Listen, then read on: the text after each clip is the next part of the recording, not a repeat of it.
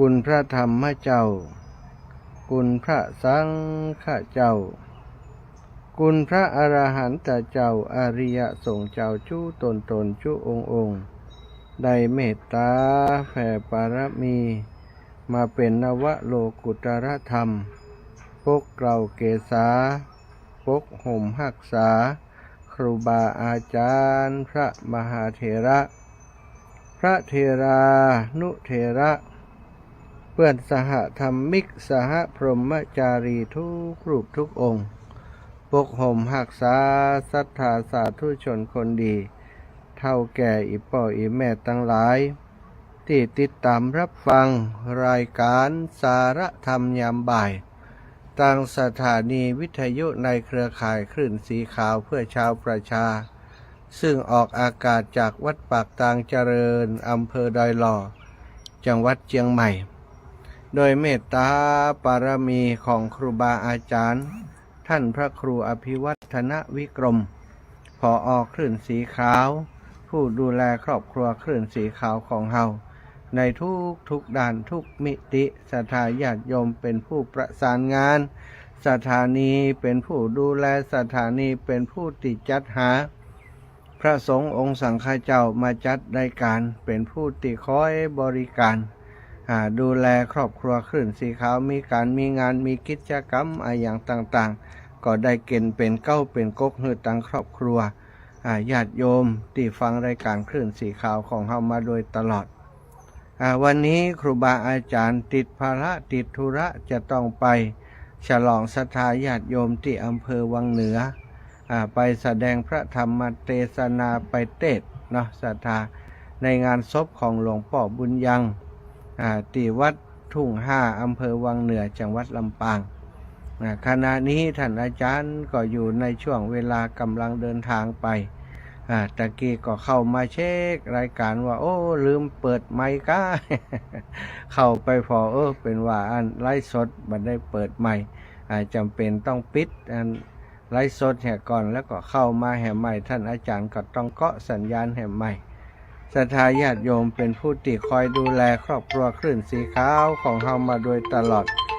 เจริญปอนแม่จันศรีเมืองฝางว่ายังได้ยังผู้มันต้องทำการดักแซ่บอย่างไรฮะเขาจังก้าพี่น้องเมืองฝางเนี่ยฮะพี่น้องเมืองฝางดังอันอย่างไรเนี่ยฮะอย่างไรอันจะใดก็ช่วงนี้จะประชาสัมพันธ์งานเมืองฝางพอดีหน่อยนี่อย่างไรนี่วันก่อนก็ยังน้องเงียบไปเลยน่ะให้ประสานงานให้ได้พ่องเบอร์โทรทุกปีเลยนี่แม่ก็มีเหรอวันก่อนตะวัดโทรหาก็บ่ฮับน่ะจ้าเกิดอะไรอย่างขึ้นปกติมันก็ดังตลอดเนาะเวลาช่วงนี้ก็หายไปเองเนาะเหมือนล่างให้จงดีมีค่ะน้อ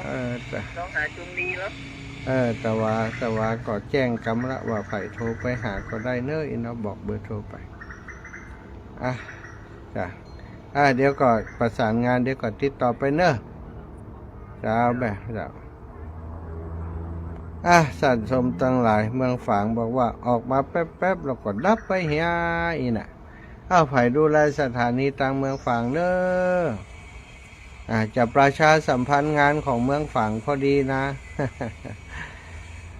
ศรัทธาก่อนที่จะเข้ารายการในวันนี้เนาะก็ได้มาทำหน้าที่ดูแลครูบาอาจารย์เนาะศรัทธาวันนี้วันที่2 เดือนกุมภางานปล่อยหลวงวัดบ่อนห้วยแก้วกำหนดการวันที่3วันที่4เดือนกุมภาวันนี้ถ้าเป็นวันดาวันสุดท้ายแล้วศรัทธาวันสุดท้ายของการดาเครื่องกินควาตานต่างๆการจัดสถานที่ต่างๆตอนนี้ครูบาอาจารย์ในเครือข่ายคลื่นสีขาวของเฮาก่อนนำโดยท่านอาจารย์วรรณชัยชยานันโทเจ้าตำรับต้นสลากหลวงนะกำลังเดินผ่านมาพอดีท่านอาจารย์วรรณชัยชยานันโทได้เมตตามาเป็นเจ้าพิธีมาช่วยดูแลการดูแลงานตอนนี้กำลังแบกไม้ไปปุ่นชะตาญาติโยมลักถ่ายภาพเปิ้นแบกไม้อยู่เนาะ ได้มาช่วยครูบาอาจารย์ได้มาเป็นลักให้กับท่านอาจารย์พระครูกัลยาณปราโมทย์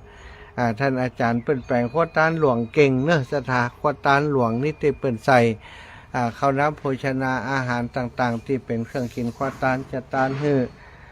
ครูบาเจ้าสองตนสององค์ซึ่งเป็นครูบาอาจารย์ของท่านพระครูกัลยาณปราโมทย์เป็นต้นอย่างต้นสลากหลวงเนี่ยศรัทธาญาติโยมโอ้ต้นสูงจ่อนิเปียงวิหารตั้งบนเพื่อนงามดีเนอะนั่งอยู่ตรงนี้ก็หันจ่อสั่งหลังอยู่บนเพื่อนนะอยู่ตรงหน้าพระวิหารท่านอาจารย์วรรณชัยเป็นผู้ที่มาเป็นต้นตำรับมาเป็นศาลาเก้าในการทำท่านอาจารย์วรรณชัยท่านพระครูสถิตสารคุณแล้วครูบาอาจารย์ท่านพระครูอภิวัฒนวิกรมก็ได้มาช่วยเตรียมการเตรียมงานวันนี้ก็ช่วยกันเนาะอาตมาตอนเจ้าก็ช่วยครูบาอาจารย์ดูแลสิ่งกิจกรรมต่างๆที่คอยบริการศรัทธาญาติโยมที่เปิ่นมาช่วยตกแต่งพ่องก็มาตกแต่งดอกไม้พ่องก็มาตกแต่งใบสีอะไรอย่างต่างๆก็แบ่งหน้าที่แบ่งงานกันไปพ่องก็จัดเตรียมสถานที่ทำรัชวัตรพ่องทำอย่างพ่องเนาะพ่องก็พับสวยพับดอกทำดอกทำดวงทำสวยต่างๆทำชดาทำสวยก็ช่วยกันไปศรัทธาพ่องก็เตรียมด้านสถานที่พ่องก็เตรียมการประดับตกแต่งต่างๆซึ่งก็มีศรัทธาญาติโยมพี่น้องวัดศรัทธาวัดเหล่ามณฑาทิพย์ครูบาเจ้าวัดเหล่ามณฑาทิพย์เป็นก็ปาศรัทธามาช่วยกันช่วยงานกันวันนี้ได้หันปลดหลวงทรงได้หันพี่น้องต่างเหล่ามณฑาทิพย์ก็มาช่วยกันหลายคนศรัทธาพระทาญาติโยมจากตังตาจ้างจากเวียงหนองล่องจากแถวใกล้ๆก็มาช่วยกันเนาะแล้วก็ตีม่อนห้วยแก้วของเฮาศรัทธาม่อนห้วยแก้วนี่ก็มากันนักกันหลายเนาะศรัทธามาช่วยกันทำกับข้าวกับปลานะคุณโยมน้ำเพชรแม่เลี้ยงใหญ่เจ้าของน้ำดื่มน้ำเพชรก็ได้มาช่วยทำครัวทำกับข้าวกับปลาทำอาหารแม่สีตัวเลี้ยงครูบาอาจารย์ที่เป็นมาช่วยการช่วยงานตลอดถึงศรัทธาญาติโยมที่เป็นมาช่วยการช่วยงานในวันนี้นะก็ได้หันหน้าหันตาก่อนก็โอ้อิ่มอกอิ่มใจงานการครูบาอาจารย์มีศรัทธาญาติโยมเท่าแก่อีพ่ออีแม่ทั้งหลายได้มาช่วยจะเตรียมสถานที่โดยมาห้างมาดาช่วยกันปีหู้สองน้องหู้หนึ่งเนาะคนนั้นทำนั้นคนนี้ทำนี้แต่ละคนก็ช่วยกันเสริมกันไปถ้ามวลนิ่งกันพอกันหั่นบัดแล้วศรัทธาอันนี้ก็บัดเดียวนี้ก็เซตไปประมาณ 7-80%วันแรงนี้ก็90-100ในที่สุดเนาะวันพรุ่งนี้ก็จะเป็นวันที่จะมีขวดตาลอย่างเข้ามาแล้วเริ่มเข้ามาแล้วนะศรัทธาญาติโยมตอนเจ้าก็จะได้เตรียมแหมสักเล็กน้อยเนาะส่วนตอนเมื่อค่ำเมื่อแรงในวันพรุ่งนี้19:30 จะเริ่มพิธีในส่วนของการเจริญพระพุทธมนต์สวดมนต์ตันการเบิกเนตรพระเจ้าการกวนเข้าทิพย์วันพรุ่งนี้ในช่วงกลางคืนจะมีกิจกรรมยาวไปศรัทธาอีพ่ออีแม่ทั้งหลายพี่น้องหมู่เฮาเนอศรัทธาญาติโยมตั้งคลื่นสีขาวตั้งเมืองฝางตั้งแม่อายชัยประการแล้วก็พี่น้องตั้งเวียงป่าเป้าเนาะอย่างใดก็มาเป็นกำลังใจให้กันการสร้างบุญอยู่ที่ใจพาเฮาไปในทุกที่ทรัพย์อื่นถึงเฮามีทิ้งทันทีเมื่อเฮาตายทรัพย์อื่นต้องรักษากลัวเขามาลักเอาไปดีมากเป็นทุกข์ใจกว่าคนร้ายมาแย่งชิงแต่บุญบอกกว่าหายเป็นหรือตายก็อยู่จริงบ่มีการแย่งชิงเพราะความจริงต้องสร้างเองศรัทธาญาติโยมบ่ต้องห่วงการสร้างบุญนั้นเป็นเรื่องของจิตใจอยู่ที่จิตที่ใจเฮาตัวบุญนี้จะพาเฮาไปในทุกที่พาไปในที่ที่ดีทรัพย์อย่างอื่นถึงเฮาจะมีมากมายมหาศาลเพียงใดแต่เมื่อเฮาตายไปแล้วก็ทิ้งทันทีบอกว่าจะเป็นลูกเมียเนาะลูกก็ดีเมียก็ดีครอบครัวทั้งหมดทั้งมวล ส่งเขาได้แค่ปัจจะศรัทธาทรัพย์สินเงินคำส่งเขาได้ก็แค่โรงพยาบาลแต่ส่วนบุญกินบุญทานต่างๆนั้นจะส่งเขาไปในภพหน้าในปลายภาคหน้าฉะนั้นอันอย่างสำคัญกว่าในชีวิตของเฮาศรัทธาลองคืดเอาคนเดียวเนาะถ้าเฮาหันว่าบุญเป็นสิ่งสำคัญก็มันอบรมสั่งสมเพิ่มเติมบุญให้กับตัวเก่าของเฮาไปเรื่อยๆวันนี้อาตมาจัดรายการนอกสถานที่อยู่ที่วัดม่อนห้วยแก้วศรัทธาญาติโยมที่เพิ่นดูตังไลฟ์สดของอาตมาก็ว่าโอ้วันนี้มันเป็นรูปอะไรยังเนาะเป็นภาพหน้าจอไลฟ์สดอยู่ในขณะนี้เป็นวิหารหลวงวัดม่อนห้วยแก้วที่เปิ้นจะฉลองสมโภชในวันที่4นี้เนอะศรัทธาญาติโยมวันที่3ภาคกลางคืนนี้จะฉลองเป็นการเบิกเนตรพระเจ้าพิธีสวดมนต์ตันเจริญพระพุทธมนต์เพื่อจะเบิกเนตรพระพุทธรูปพระประธานในพระวิหารหลวงวัดม่อนห้วยแก้วพิธีเริ่มตั้งแต่ 19:30 นาทีเป็นต้นไปก็จะเริ่มพิธีในวิหารหลวงที่อยู่ในภาพเนี้ยศรัทธาวิหารหลวงงดงามอาตมานั่งอยู่ตรงศาลากลางน้ำของวัดม่อนห้วยแก้วอยู่ตรงข้ามกับศาลาหลวงพอดีโตงามศรัทธาญาติโยมทั้งหลายพอแล้วเปรียบประดุจสวรรค์เปรียบประดุจวิมานก็พอปานเนาะอันนี้ด้านข้างนะถ้าด้านหน้าซ้ำสวยงามซุ้มตั้งหน้าประดับประดามีรูปปั้นเทพบุตรเทพยาธิดาพระอินทร์พระพรหมพญายมราชปั้นอยู่ที่หน้ามุกเนาะแต่นี้เป็นด้านข้างเนื้อสถาติคณะที่กำลังจัดรายการถ่ายทำให้ศรัทธาญาติโยมได้ติดตามอยู่นี้ช่วงนี้ขออนุญาตติดต่อไปทางไปทางหลวงปู่นะตุเลินตุลุงเลินฟังออกอากาศแล้วครับ ขอบคุณครับตุลุงครับตุลุงเลินส่งภาพมาตุลุงก็บ่ได้พักนะศรัทธาตอนนี้ท่านอาจารย์เจริญเปิ่นไปช่วยงานที่วัดสำนักปฏิบัติธรรมแม่ชีดงป่าแดงเนื้อเปิ่นมีงาน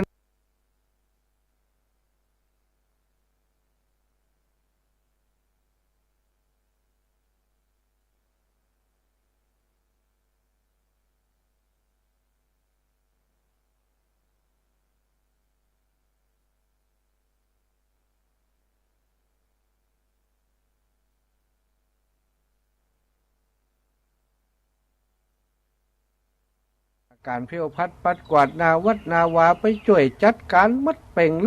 ลึงนะบอกว่าจะกราบขอบคุณอย่างใดแล้วนะอยู่ในจิตในใจเนี่ยการงานของตัวลุงนี้ถึงบ่ขวางกันที่ผ่านมาก็บ่ได้ขวางกันศรัทธาไปถึงไปเติงกันตลอดตัวลุงเลินแจ้งมาแล้วเนอะพี่น้องเมืองฝางว่าออกอากาศแล้วครับนะ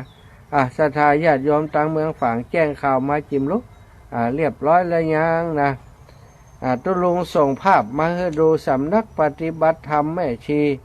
ดงป่าแดงเนอะอันที่สงสัยจะเขียนคนเดียวกันนี่ตุลุงตัวหนังสือเปิ่นงามเนอะนะสำนักปฏิบัติธรรมแม่ชีดงป่าแดงห้วยงูในอำเภอฝางจังหวัดเชียงใหม่เปิ่นมีงานวันใดตุลุงบอกให้จิ้มลุกเปิ่นมีงานใกล้ๆเนี่ยนะศรัทธาวันใดผมกำลังขึ้นรถไปลำปาง อันนี้เมินแล้ว แต่จะถามงานสำนักปฏิบัติธรรมแม่ชีดงป่าแดงตุลุงถ้าฟังอยู่หรือว่าศรัทธาญาติโยมที่ทราบว่ามีงานบ่ใดแจ้งให้อาตมาทราบจิมเนอะกราบสาธุเจ้าแม่สีทรเปรมจิตโยมแม่มางานเขาดำที่ลำปูนบันห้องจังจะปิกใจประการวันที่9เจ้าสาธุโยมแม่มาเอวัดม่อนห้วยแก้วเนอะได้ยินแล้วเนาะแม่เนาะแล้วดีแล้วเจ้าโอ้สาธุนะเป็นห่วงกว่าแม่บ่ได้ยินนะแม่วัดดงป่าแดงนี่บ่ได้นี่สำนักแม่ชีนี่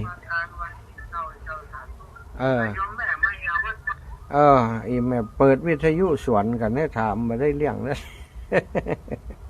แม่จันทร์ศรีสุขาเนาะขอบคุณโยมแม่จันทร์ศรีสุขาอยู่ที่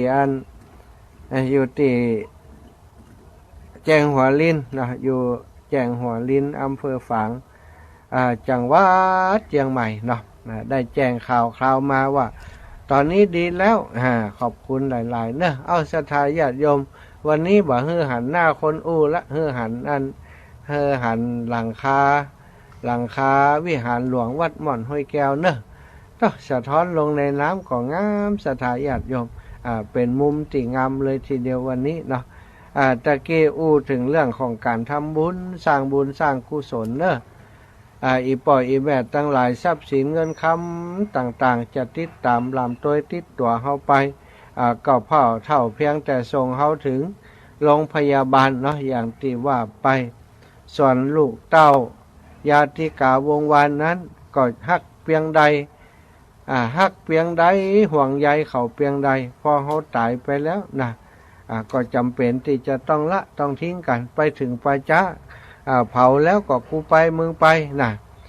ตามหิดตามห้อยคนโบราณเป็นว่าถ้าเป็นผัวเป็นเมียกันนี่บ่ต้องไปส่งศพ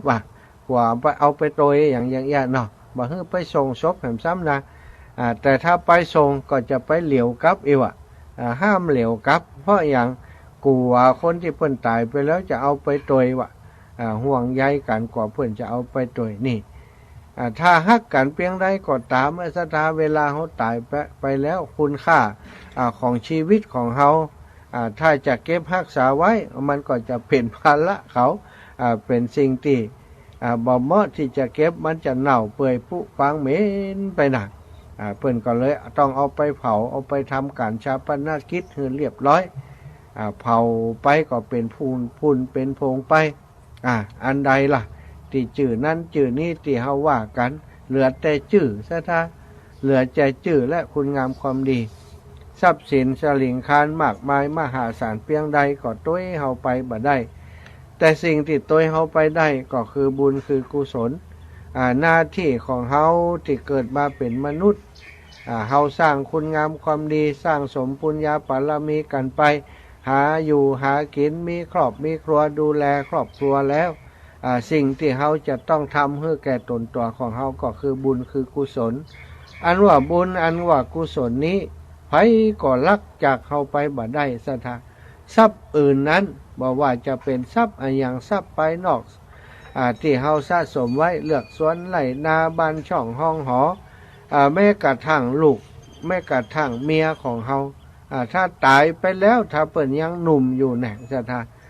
ภรรยายังหนุ่มอยู่ก็มีโอกาสที่จะไปเป็นภรรยาของคนอื่นสามีถ้าเมียตายไปแล้วเนี่ยถ้าสามี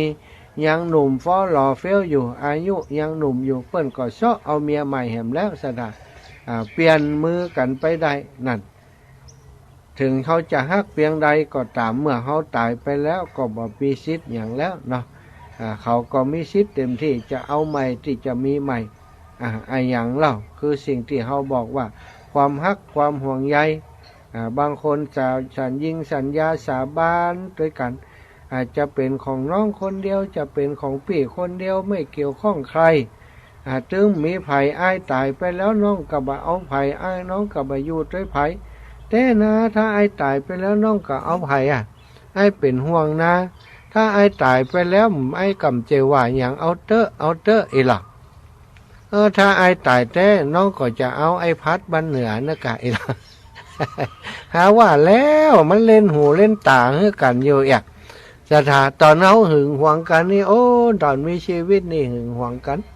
แต่เขาตายไปแล้วมีสิทธิ์อะไรอย่างจะไปหึงหวงล่ะเนาะเขาก็ไปมีคนอื่นเฮียไป ไปอยู่ใกล้กินกับคนอื่นหันเป็นสิทธิ์ของเขาเนาะโยมแม่อาลีพันธ์ศรีวิริยะไหมเจ้าแม่อันลูกจ่อยวางแผนกำว่าจะได้หลงมาแต่ก็แม่นี่ของฝากอยู่เลยวางแผนอีแม่เขาจะล่องไปวันที่6เนอะวันที่5นี่จะนอนพะเยาสักคืนก่อนนอนบ้านป่อนเนตรนอนบ้านป่อนเนตรติพะเยาคืนเนี่ยโอ้เปิ่นไปจ่อยงานเขา2เดินทางไปคนเดียวอินดูเขาว่า มีอย่างตอบแทนเปิ่นเอาปัจจัยเอาสตางค์เติมน้ำมันเปิ่นก็บ่เอาเนี่ยเอาอย่างสักอย่างไปช่วยมาได้เนี่ยก็เลยว่าอันจะไปเอวพอบ้านพอจองเปิ่นเจ้าได้ยินท่านว่าโอ้โมทนาด้วยอันวันที่6จะลงมาเจ้าอลากาบาอลากาฮะสถาทั้งปุ่นเปิ่นจะมายอมนะแต่ว่ามาดีคำก็แล้วกันละน่าจะมาเพ้นได้ตอนเจ้านี่ก็น่าจะฉันเจ้ากับเปิ่นก่อนจากนั้นก็จะขี่รถมาเนาะเจ้าว่างแผนไว้ค่ะจะได้เตรียมเจ้าขอบคุณเจ้าสาธุโยมแม่ครูอาลีพันธ์อายุ80ปลายนะสถา85 86แล้วโยมแม่อยู่ที่บ้านปันเหนืออำเภอเงาจังหวัดลำปางเนาะศรัทธาเพราะฉะนั้นนี่จะไปลืมสร้างประโยชน์ให้กับตัวเก่าสร้างประโยชน์ให้กับตัวเองนั่นก็คือทำบุญทำกุศลทำบุญเนี่ยอย่างใดก็ต้องถามนักกะหมู่เฮาทั้งหลายเนี่ยบุญกิริยาวัตถุ10ประการการให้ทานการรักษาศีลการฟังธรรมการช่วยเหลืองานของศาสนาการชำระกายชำระใจให้สะอาด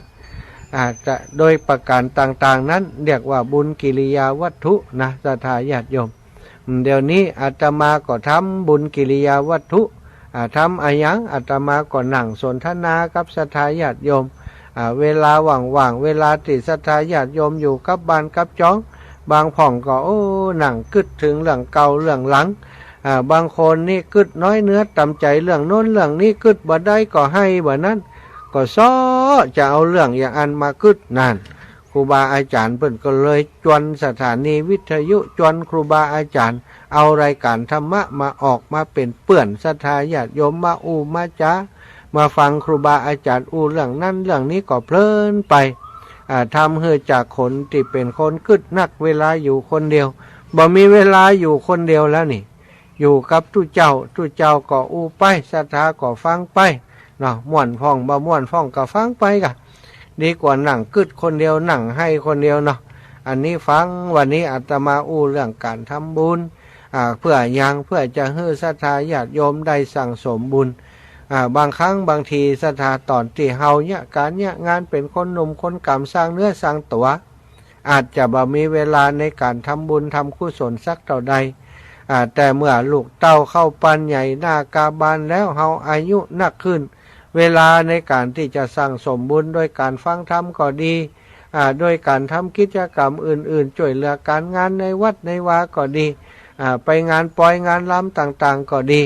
อันนี้เป็นช่องทางสั่งสมบุญทั้งนั้นสถาในช่วงนี้ที่ครูบาอาจารย์ขึ้นสีข่าวของเฮาก็มีหลายการรายงานเสร็จไปแล้วนั้นที่วัดบรรพตสถิตก็เป็นงานมุทิตาฉลองตำแหน่งเจ้าคณะอำเภอวังเหนือแล้วก็ฉลองตำแหน่งผอ.วิทยาลัยสงฆ์นครลำปางแล้วเปิ่นก็ยังตานศาลาการประเรียนศาลาหอประชุมแห่ม1หลังห้องน้ำแห่ม1หลังแล้วก็ลานธรรมเนาะปูตัวนอนพัฒนาหลายอย่างได้ตานไว้ในพระพุทธศาสนาศรัทธาพ่อแม่ทั้งหลายก็ได้ไปร่วมบุญร่วมกุศลกันนักหนาปะปานอยู่อย่างที่ว่าตะกี้บางพ่องก็ไปเอาบุญเอาแหงไปหอมบุญเนาะป่อนเนตรคนพะเยาพุทธศรัทธาบ้านเปิ่นอยู่ตั้งใดบอกว่าเดี๋ยวนี้จะไปตยพอหรอบ้านเปิ่นอยู่ตั้งใดที่ไหนเปิ่นทำไมถึงมีจิตใจที่ดีงามที่ลดจากพะเยาไปคนเดียวปุเรงเนี่ยไปช่วยงานอาตมาที่วัดบรรพตสถิตบ่คิดเงินบ่คิดทองอย่างสักอย่างเอาตังเติมน้ำมันเฮอก็บ่เอานะเมกเอาเฮอป่อเอาไปทำบุญเถอะเอาก็เอาก็บ่เอาหมดเอาน้อยเดียวจะเอาไปแบ่งเฮอกับคนที่เปิ่นลำบากเนอะอาจารย์ว่ามีคนพิการคนที่เปิ่นลำบากอยู่เจริญปอนแม่ยังโซ่ๆแล้วอันอย่างก็ของอีแม่นะที่โซ่นี่พี่น้องเมืองฝางถ้ายกเปิ้นก็จะดีแล้วนะข้างซ้ายข้างขวาเปิ้นก็ดีอยู่แล้วเนี่ยอันพี่น้องเมืองฝางถ้าถ้าเสียงดีโทรมาบอกจิมล้อถ้าเสียงโซ่ก็เหมือนกันโทรมาบอกจิมล้อ พี่น้องตั้งเมืองฝั่งคนอื่นเน้อห้ามโยมแม่จันสีสุขาคนเดียว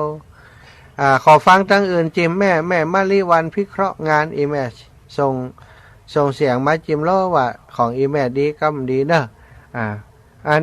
โยมแม่จันสีตะวะก็ชั่วนะเวลาเนี้ยอาจจะมีคลื่นรบกวนก็ได้บางจุดมันมีคลื่นรบกวนแต่ตีตะวานี่แม่มาริวันพิเคราะห์งานว่าตัดอีแม่เสียงชัดเจนดีนะตุลูกว่าก็ลองฟังพอเนาะแม่มาริวันพิเคราะห์งานพี่น้องบ้านห้วยงูในหรอแม่บุญปันตาเหียงน่ะฟังอยู่ก่อนน่ะห้วยงูในเนี่ยดับปิงเนี่ยบัดโทรมาหาชักเตือนเนอะห้วยงูในนี่นะรับปิงนะแม่โยมปี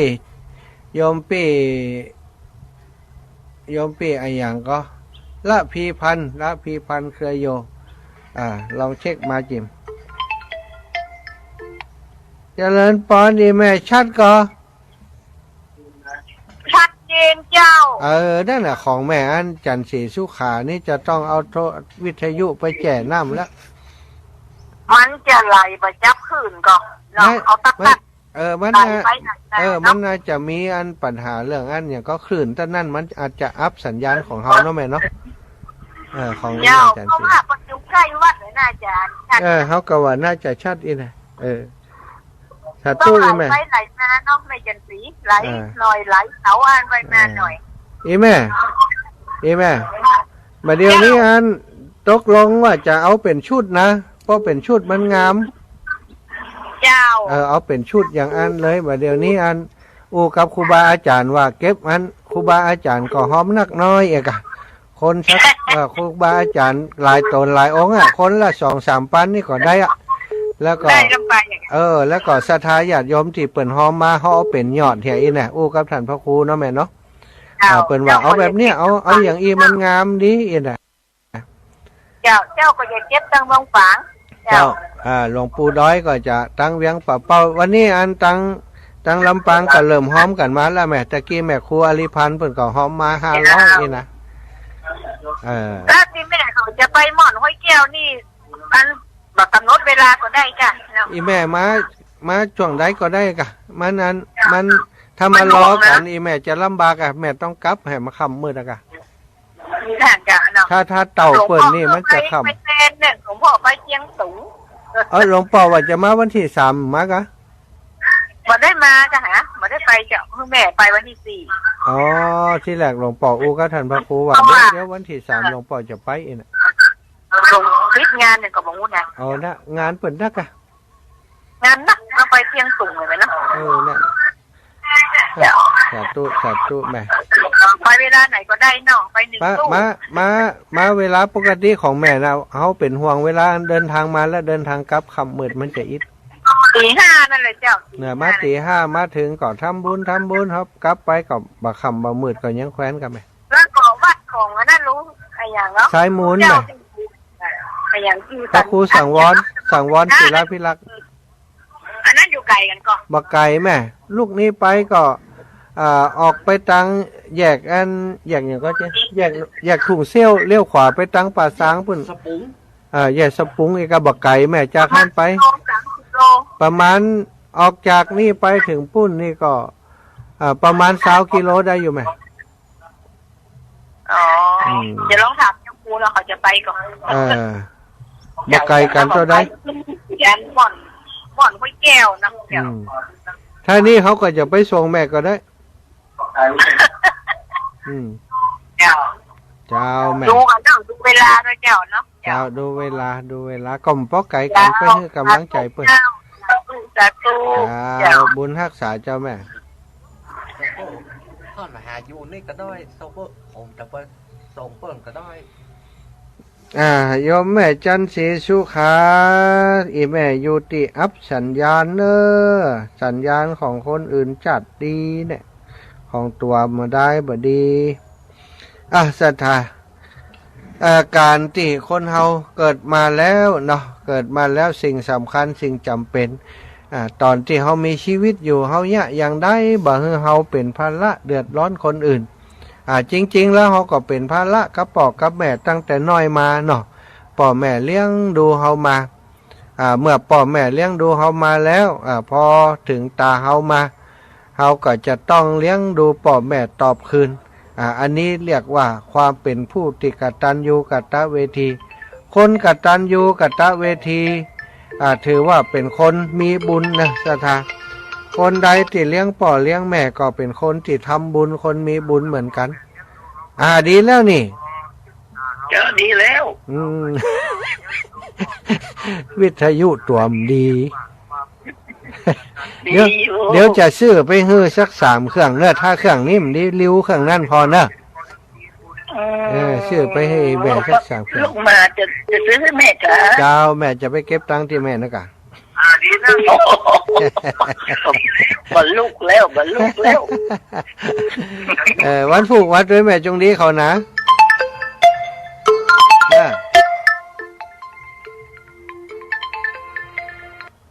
เจริญปอนแม่แก้ววังเจริญเอาเงินมาก้าเดี๋ยวนี้ทำไมมาแหละมาไหนอยู่วัดหม่อนห้วยแก้วเนี่ยหม่อนห้วยแก้วอยู่เปิดแล้ววันที่4พุ่นนะเราเลี้ยงอยู่พุ่นไหนวันที่4วันที่5ใช่ไหมเลี้ยงปอยกะอาศัยอิ่มย้อนปอยนะกะอิ่มแม่แต่นอนวันที่4พุ่นอยากเป็นจะแล้วแก้วเลี้ยงปอยอาจารย์พระครูพี่วัดไปเตะติงานศพบรรทุง5นะคืนนี้แม่ไปแอลกะจอนเขาไปฟังเทศปะมันไม่ได้ก็หัวเขาบาทาเนี่ยเอาออกเหียอันใดที่มันท่าเอาออกเหียอันใดมันดีเอาออกเลยออกใส่ออกแล้วเนอะไปแอลถ้ามีโอกาสไปเนาะเขาก็จะไปนะแต่ว่าไปวันที่4บัดแรงอีแม่เซตนี้แล้วก็จะหีบไปจะได้ไปตันนันเผาศพหลวงปู่ท่านหลวงปู่ยังเนาะแล้วก็วันที่5จะได้จ่อยเปิ่นเพี้ยวเปิ่นพัดนะได้จ่อยวันสุดท้ายก็ยังแค้นจ่อยเอาบุญเจ้าสุดท้ายมันบุญได้แดกนะเนาะคอนบุญเนาะบุญนะกะบุญกะบุญจะตู้เลย เจ้าแม่บุญรักษาแม่นะเจ้าจะตู้เสียงชัดเจนดีกว่าเดี๋ยวนี้อยู่ปุ่นโอ้ชัดเจนขนาดโอ้หน่าเวียงปะเป้ากะแม่ขจานโมเดิร์นกะโอ้น้ำตาลวิกะไปเด็กเนี่ยแกนจันมอแหละบุญยวาดโอ้แม่อยู่ไหนแม่อยู่บุญยวาดบุญวังเงินเนี่ยวัดบุญยวาดครั้งวัดบุญยวาดลำปางแม่ท่าลำปางอ๋อแม่ท่ากะเขานึกว่าวังเหนือแม่แก้ววังเงินนะโอ้แม่แก้ววังเงินเขาก็บ้านใหม่วังเงินวังเหนือมันมีวังเงิน2 ที่ใช่บุญวังเงินอำเภอแม่ท่าจังหวัดลำปางวังเงินนี่มดส้มหลายก็โอ้กำแล้วกับเดี๋ยวนี้กำลังเก่งอยู่ค่ะว่าไปกวนเวนเนอร์ไปกวนเวนเนอร์เอามาได้อันนี้จะไปออกจะไปไหนได้อยู่แค่อยู่นี่ที่เก่าค่ะนี่ค่ะเปิ้นว่าผีปันกินนี่ฮะผีปันกินนี่แท้อยู่กับบ้านก้อนอันจะลึกไปเข้าป่วยกะเนาะโอ้มันจึงจัดไข่ไปก็ไผ่ไอ้เถอะไปมาได้เองค่ะนะอยู่กับบ้านกับจองดูแลตัวเองเด้อบุญรักษานะแม่นะจ้าสาธุพี่น้องวังเงินปีก่อนปีแล้วพุ่นได้เดินไก่วังเงินแล้วเนาะเดินไก่ปะอีแม่สักกำพี่น้องวังเงินแม่อุไรสันติการเอาละมาแล้วคนนั้นคนสำเมิงเจิญสาวเนาะสำเมิงไปเขากลับมาพ่อแก้วไปเจิญอุ้มแต่สักเตี่ยมาชวนไปพ่อก่อนมาชวนมาเตียนไปก็บันได้ไงรถก็ไม่ขี่ข้ออ้างมีสปะคนหมานี่ว่าก็มีคนเอาไปนะถ้ามีรถตีนี่ก็ได้แล้วเขาบอกเขาสอนแล้วฟังติ้วกับเขาหันสปายถุงหันเดินออกบ้านไปเดินไปอยู่หนทางโบกเขารถไก่มาเนี่ยอย่างอีแม่จะไปวัดหม่อนห้วยแก้วไปส่งกันไหมเนาะลูกจะไปไหนน่ะ10 กันเขาต้าเลยมีคนมาส่งกันหนึ่งก็แต่ว่าคนเท่านี้เป็นผีบ้าค่ะเขาเป็นผีบ้าก็จังมันยังวะ แต่เขาได้ไปถ้าเป็นผีบ้าแล้วได้ไปก็เป็นตะปะ จะลงทำบุญเนอะ500นะโอ้ล่ะโอนมามันได้วันนี้กะวันนี้เป็นตัน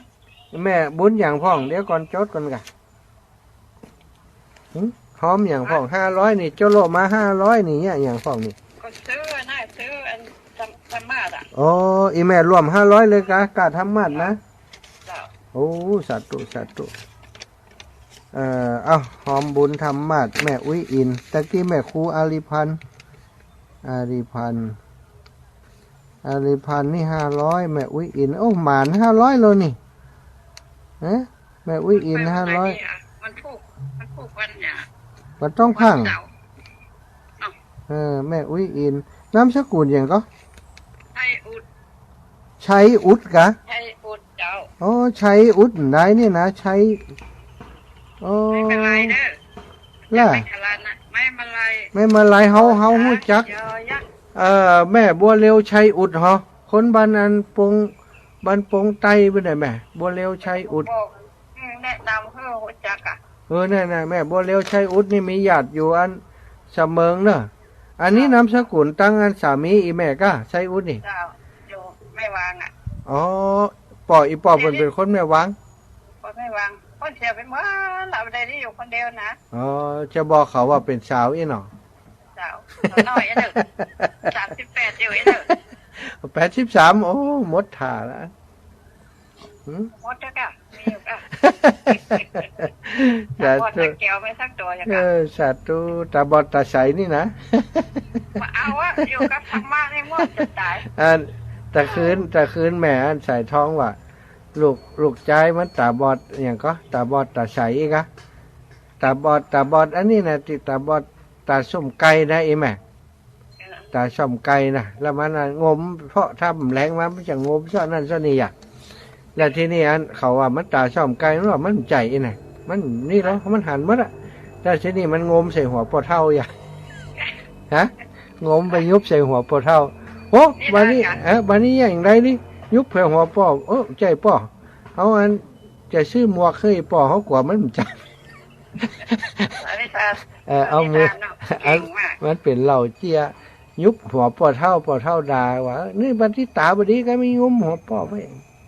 อันใจนะป่อเขาจะวัดได้ว่าอันเขาจะซื้อกว่ามันจับถ้าตู้นะได้นี่ตู้ดงไปได้เป็นซีฟมุนเดี๋ยวไปทางบ่อแก้วมันฮะอ๋อพระธุดงค์จ้ะโอ้จ้ะมาตั้งหันกับโคนถ้าตั้งหันเจอกันหน้านี่จะเอาน้ำถวายคนอยู่พ่อเนี่ยไปพุ่นละพ่อเผียก้นพระธุดงค์แล้วว่าไรใดนะหันแต่ก้นไปพุ่นแล้วว่าเดินเร็วกะฮะถ้าหันหน้านี่จะถวายน้ำอยู่นะกันล่นด้วยก้นกันได้รู้โอ้มันไก่ล่นตามเนี่ยอ่างสปะนี่สาธุนะเจ้าปะมาสาธุปะมึงฝางนี่ของกูนะไปฝางนี่จะมีมึงฝางกูมาเลยถ้าแม่ไปเขาจะไปส่งขากลับเลยกับว่าไม่ได้กับประจังลีเอาพอละไปเถียงกันเจริญปอนแม่บัวขี้เจ้าไว้สาเจ้าพระอาจารย์เจ้าอีแม่โอนแล้วหันแล้วหันแล้วโอนมา600กะเจ้า600 2เจ้ากะกะ600หันอยู่สุวินปาดีบ้านจูบโมซิสน่ะเจ้าแม่300ของแม่300น่ะหันมา600ตะกี้เจ้าเข้าลงไปลูกมีลมแฝงโอนไปให้เจ้าหน้าหอมตามหน้าเด้อกะหอมมันตามที่แม่บอกนะกะเดี๋ยวอ่านเห็นหน่อยก็บอกหอมตามหน้าก็ไปลงทำหมาดอย่างแม่300เดี๋ยวทำหมาดว่ามลุ้นยังได้อุ้มแต่เรื่องทำหมาดลำปางนี่น่าแล้วมันข้าควายจะมาเอาแต่ก็เอาแต่ไอ้แม่หลวงป่อนั้นเดี๋ยวจะป้าเป็นไปแอวลำปางอยู่อินดูเปิ่นหรอเดี๋ยวจะป้าถ้าจะเอา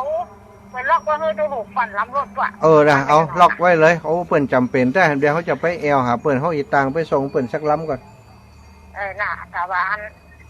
ปินโตอย่างก็มีปินโตก็เอาอย่าปินโตก็เอาอย่างเก่าๆวัดของเฮามีของติ่มใจเอาหมดอ่ะแม่ถ้าวัดแก้วเราถ้าอย่างกระทงกระนาดอย่างจะกว่าได้ถ้ามีเฮาซักไว้ก็ได้นะไอ้แม่จ๋าว่ามันเก่ามันนี่ดิอันเก่าพอใจได้อยู่เนี่ยเฮาเอามาซักแล้วเฮาภาพไว้เนาะใส่ถุงให้เปิ้นเหี่ยให้มันเป็นของใหม่ไปเวลาเฮาจะเอาให้เปิ้นเฮาได้ตามดีๆ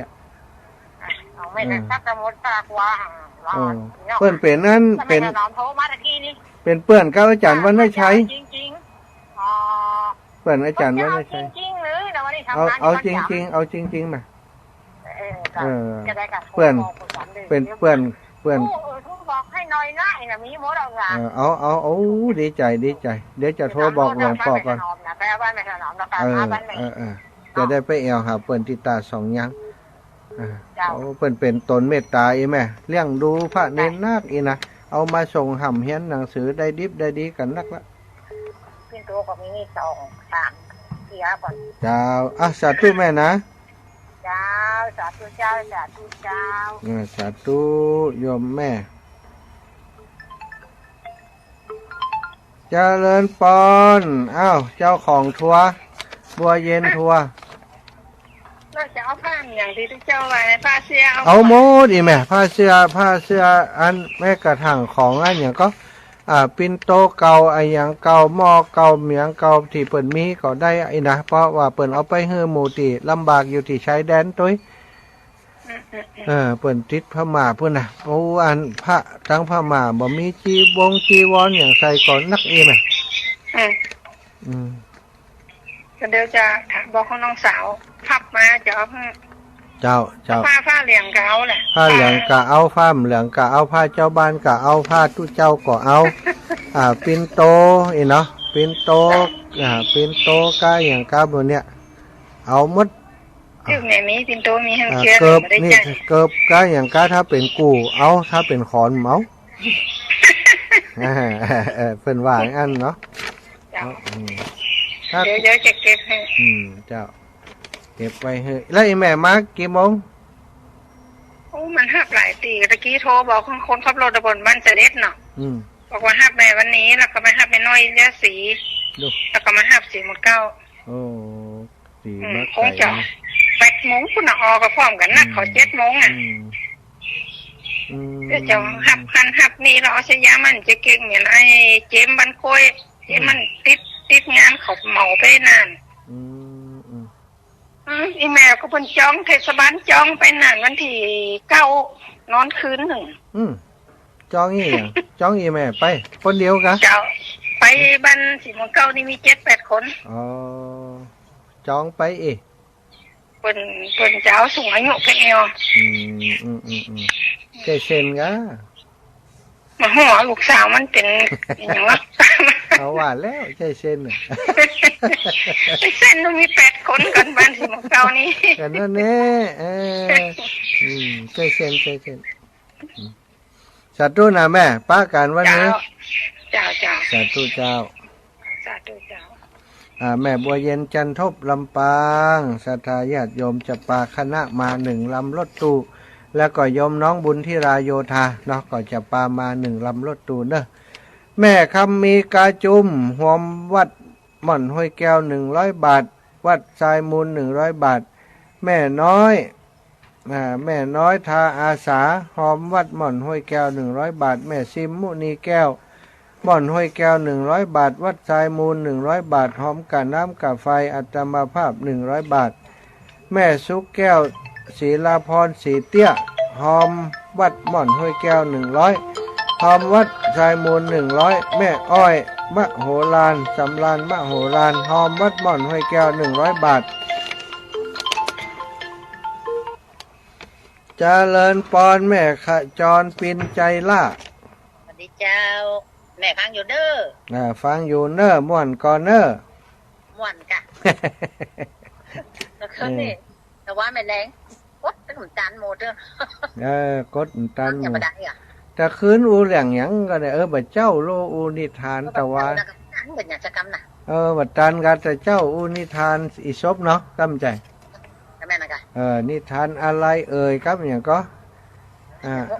เปิดว่าอย่างแล้วการละครั้งหนึ่งนานมาแล้วอีน่ะเนาะนิทานเรื่องนี้สอนให้รู้ว่าอีน่ะม่วนน่ะเนาะนิทานก่อนเนาะม่วนกะไม่ได้คิดลืมจำได้จำได้ล่ะเหล่าเจียก็ได้ลบแม่อย่างก็เหล่าเจียตะคืนวันนี้น่ะยุบหัวปวดเท่าน่ะบ้านนี้มันตาช่อมก็บ้าก็บาดใจนะพอเขายุบวัดได้ก่อชื่อหมวกมันจับอีวะแม่น่ะใครหมวกอะแม่ยังก็แม่สายท้องอย่างวันนี้แม่สายท้องนี่ตลกนี่เจ้าแม่เจ้าอยู่ป้อนหนาวก็แหละอันละอันเก่านะแม่มันไม่คืนแต่ป้อนหนาวมันหนาวเจ้าหนาวเมื่อเจ้าแล้วก็ควายนี่ก็ป้อนต่อได้แล้วนะเจ้าถ้าตู้บุญรักษาเนื้อแม่ขอบคุณแม่ลายจ้าบุญรักษาเช่นกันนะเช่นกันแม่ขจรเป็นใจล่าอยู่อำเภอห้างชัดจังหวัดลำปางถึงเรื่องการทำบุญเอาไปเอามาศรัทธาโทรมาติ๊กนะมันเป็นยังอ่านรายชื่อเสียกรรมตอนนี้ตะกี้ถึงแม่กาบแก้วศรีอินแก้วร่วมบุญวัดอันหม่อนห้วยแก้วนะวัดหม่อนห้วยแก้วมา100 บาทวัดแล้วก็ร่วมบุญธรรมาสมาแหม100 บาทแม่สุขคำปะแล้วร่วมบุญวัดหม่อนห้วยแก้ว100วัดทรายมูล100แม่สมใจปีบ้านใหม่หม่อนห้วยแก้ว100แล้วก็หอมธรรมาสแหม100แล้วก็แม่สุบินประดิษฐ์พร้อมกับครอบครัวลูกหลานบ้านจูดร่วมบุญหม่อนห้วยแก้ว100ทรายมูล100ธรรมาส100แม่บัวคลี่ท่าโปหม่อนห้วยแก้ว100ทรายมูล100หอมธรรมาส100อันนี้ก็เป็นศรัทธาญาติโยมที่ร่วมบุญร่วมกุศลมาศรัทธาญาติโยมมีโยมแม่ที่เปิ่นเริ่มหอมมาแล้วเนอะหอมอันธรรมาสเนาะจะซื้อธรรมาสใหม่ถวายหลวงปู่พระครูสุจิตานุรักษ์ในโอกาสวันเกิดของหลวงปู่ในวันที่22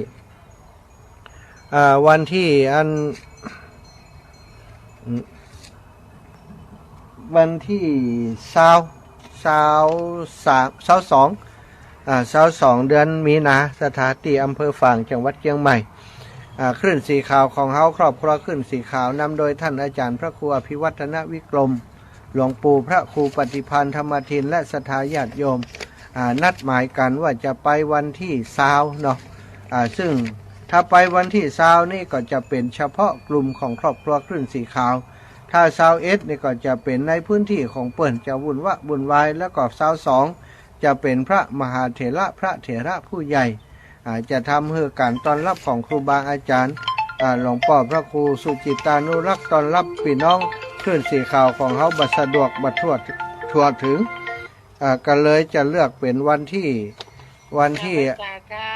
เจ้าแม่เจริญปอนวันที่20เนอะสถานเจริญปอนแม่จะขอท่านหอมธรรมาส300ลาวัดหม่อนอย่างก็นะหม่อนห้วยแก้วเนาะเจ้าหม่อนห้วยแก้ว200แล้วก็อย่างก็ที่ทานบ่เดียวให้แม่ก็ไปจ้ะว่าทรายมูลแหม100เจ้าเจ้า321เจ้าแม่ฟังอยู่เนอะแต่แม่ไม่ได้โทรหาคิดเรื่องหาแม่อยู่แต่คืนก็คิดว่าออกรายการแล้วจะโทรหาแม่กำว่าแม่เป็นได้เงียบไปช่วงนี้แม่ก็ค่อยสบายใจก็ได้แม่อำแล้วก็เลยว่าไปทำบุญเดี๋ยวถ้านี่แม่จะโทรหรือแม่จะโอนให้เด้อเจ้าได้แม่เจ้าได้ยินเพิ่นนั่นกระม่วนเนาะท่านมาหามันกระม่วนใจแม่ก็นอนฟังรักฟังทุกวันเหมือนกันเนาะเจ้าฟังทุกวันแต่แม่ไม่ได้โทรมันสมาตกเตียงขาหักหรอกโอ้ยก็เลยอีกตกเตียงแหมขาหักแหมนั่นเปิ่นนั้นเปิ่นดินจ้าก็ยังได้แม่เปิ่นนั้นมันไป ปิด สูง ก็ ก็ ไปฟังไผ่เนาะถ้าจะลักลงเนี่ยกันลักลงเตียงนะเตียงนี่ก็เหมือนกับเตียงโงยาเนี่ยนะแล้วมันถ่าใดก็ไม่รู้เนาะ โอ้ย เขาก็แต่ว่าก็หาเอาไปโงยาแต่ว่านี่เราเป็นราคาฮะจะเป็นซีฟันแล้วนะแม่ก็ว่าทำเป็นอย่างเงี้ยยุบได้นวดได้อยู่อย่างเงี้ยเป็นราคาฮะว่าแล้วเปิ่นกำบนเจ็บก็ตัดตีฮักก็ว่ามันรู้สึกไหมบนขนาดเดือดปวดถึงวันเนี่ยแม่ก็พูดว่าก็ฟื้นไปฟื้นแม่ก็หันว่ามันมาฮักก้าอ่ะแม่แล้วมันเราจะว่าเนี่ยมันอู่เดือดเนาะก็เลยเอาไปเป็นว่าพาว่าแล้วก็พาก็ไม่ได้เนาะอายุก็แก่แล้วเวลาเป็นก็ติดเตียงเลยเนาะใช่ไหมมันก็เลยจะหาหมอเมืองนี่นะพาเป่าไปอากันเนาะย่าไปเจ้าแม่เป็นกำลังใจขึ้นเนอะสาธุแม่บุญให้สาแม่เนอะจ้าสาธุเจ้า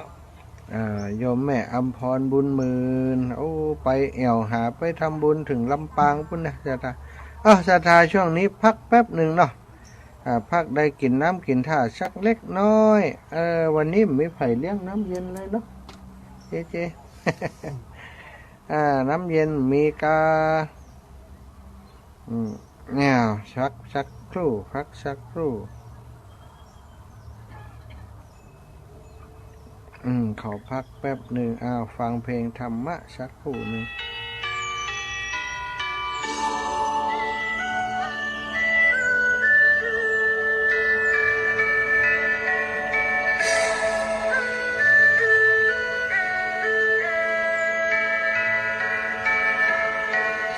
ชอบกินน้ำก็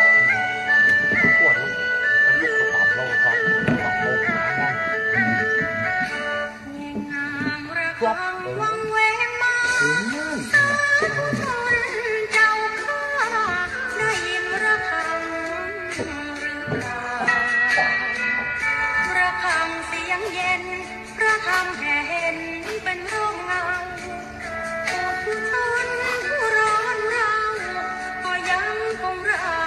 คงร้องมีนางระฆังวังเวงลอยเมื่อยความตอนถอยที่คอยผ่านใจคนปรนวัดว่าเหงาไปเพราะคนห่างไกลเหมือนขาดร้อนเสียงสวดมนต์โดยอ่อนหนุ่มสาวห่วงนอนไม่อยากฟังมีแต่คนแก่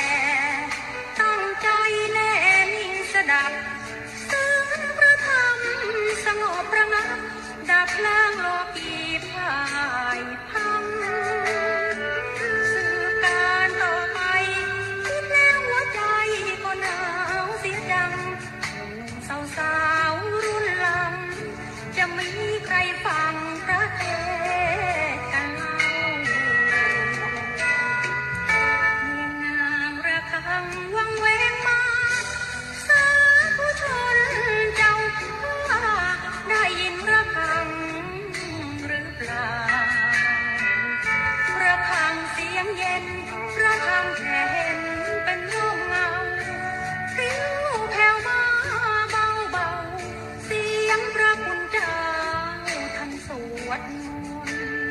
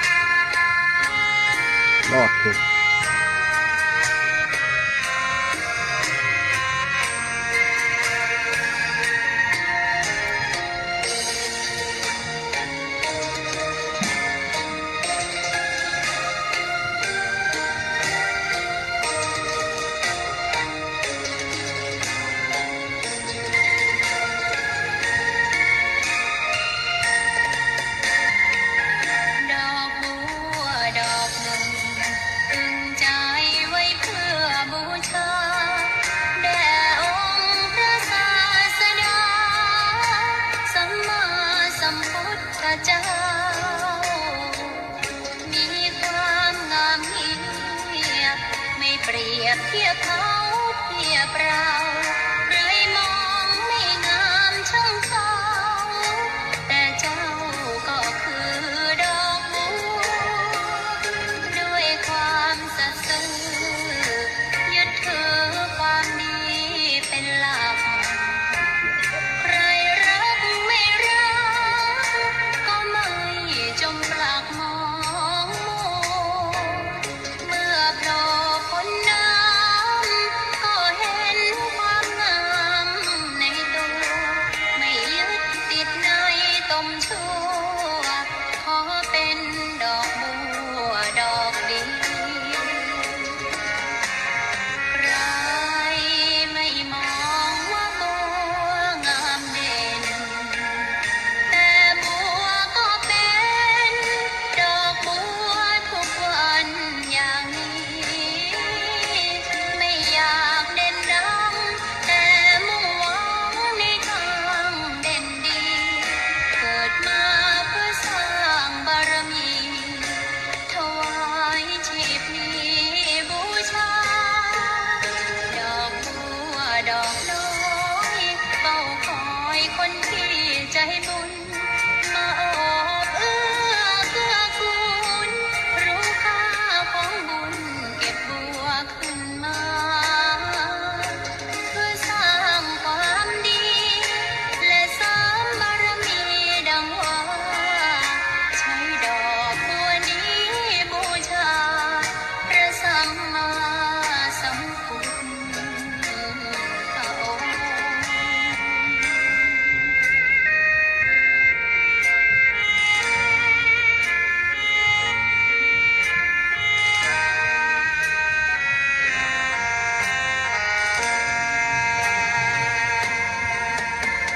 ใครไม่มองว่าบัวงามเด่นแต่บัวก็เป็นดอกบัวทุกวันอย่างนี้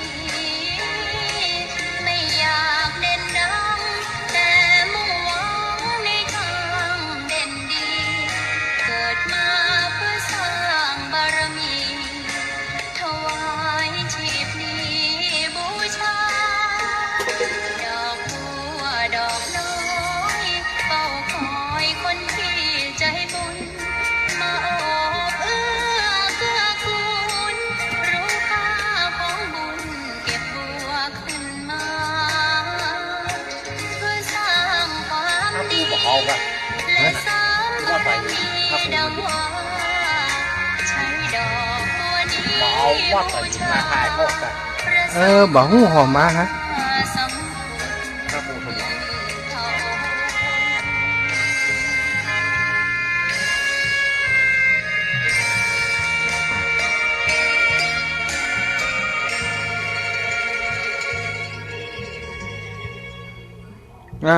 ศรัทธาญาติโยมธรรมะสวัสดีตอนค่ำยามแรงอีกครั้งหนึ่งอีกรอบหนึ่งนะพักไปได้พักผ่อน5 นาที6 นาทีก็สบายใจแล้วได้ดื่มน้ำได้พักเสียงนะศรัทธาอีป่ออีแม่ทั้งหลายวันนี้พบปะกับอาตมาภาพเวลา 15 นาฬิกาถึง 17 นาฬิกาในรายการสารธรรมยามบ่ายก็มีหลายท่านหลายคนเข้ามาติดตามทาง Facebook ไลฟ์แม่ยายติ๊บนะแม่ติ๊บกาพังบันแรงปอดน้อยใจหวานหนานใจเย็นเวียงป่าเป้าคุณดารณีหรือว่าน้อย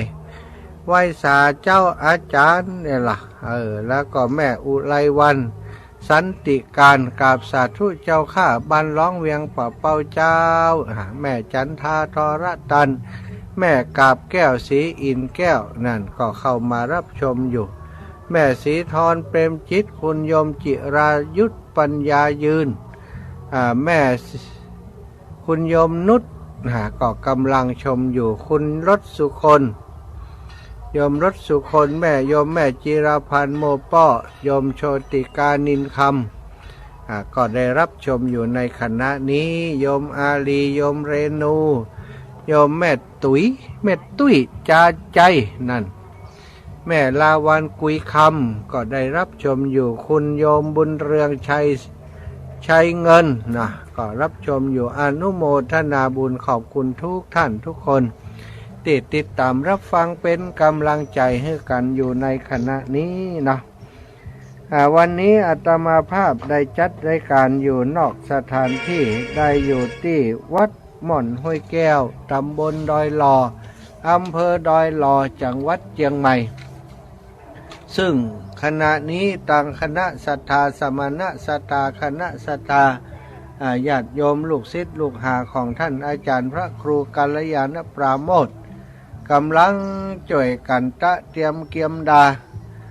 เรื่องของเครื่องกินควาตานต่างๆเปิ่นจะมีปล่อยหลวงวันที่3วันที่4เดือนกุมภาวันพุธวันหืนนี่แล้วศรัทธาวันนี้การเตรียมสถานที่ทุกอย่างจะต้องแล้วเสร็จจะต้องเรียบร้อยเนาะเพราะวันพุธจะมีศรัทธาต่างบ้านต่างจองทยอยกันมาหัววัดหัววาต่างๆทยอยกันมาตาลและตาลเข้านะตาลหัววัดเพิ่นจะเริ่มทยอยมากันส่วนพิธีการต่างๆนั้นจะเริ่มเวลา 19:30 นาทีจะเป็นการสวดมนต์ตันนะเป็นสวดมนต์ทำวัด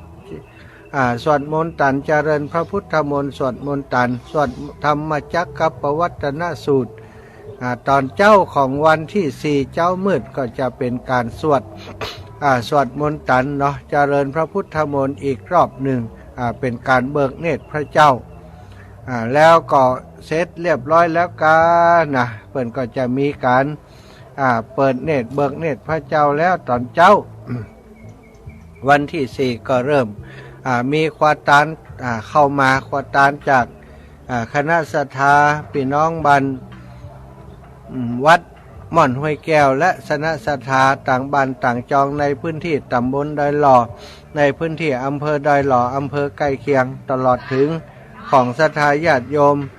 จากต่างอำเภอต่างจังหวัดต่างๆที่ไปถึงไปเติงกันเพิ่นเจ้าแห่ควาตานมาศรัทธาอีพ่ออีแม่ทั้งหลายท่านเจ้าทั้งหลาย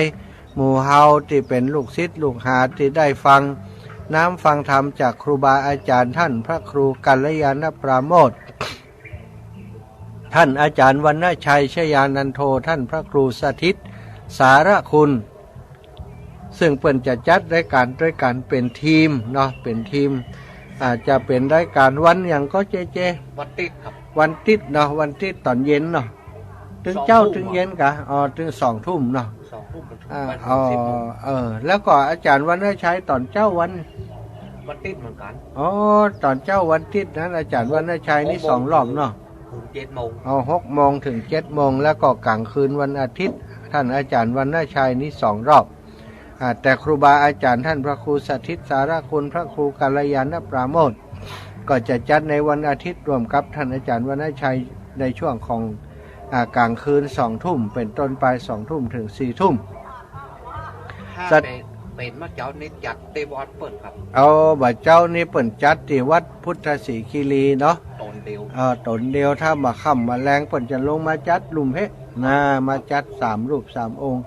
เป็นรายการที่ศรัทธาญาติโยมติดตามกันนักหนาเนอะศรัทธา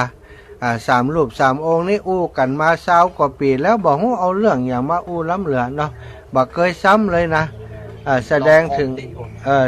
ถึงภูมิปัญญาของครูบาอาจารย์ที่เปิ่นสังเคราะห์เปิ่นเก็บได้เอามาวิเคราะห์เอามาวิจัย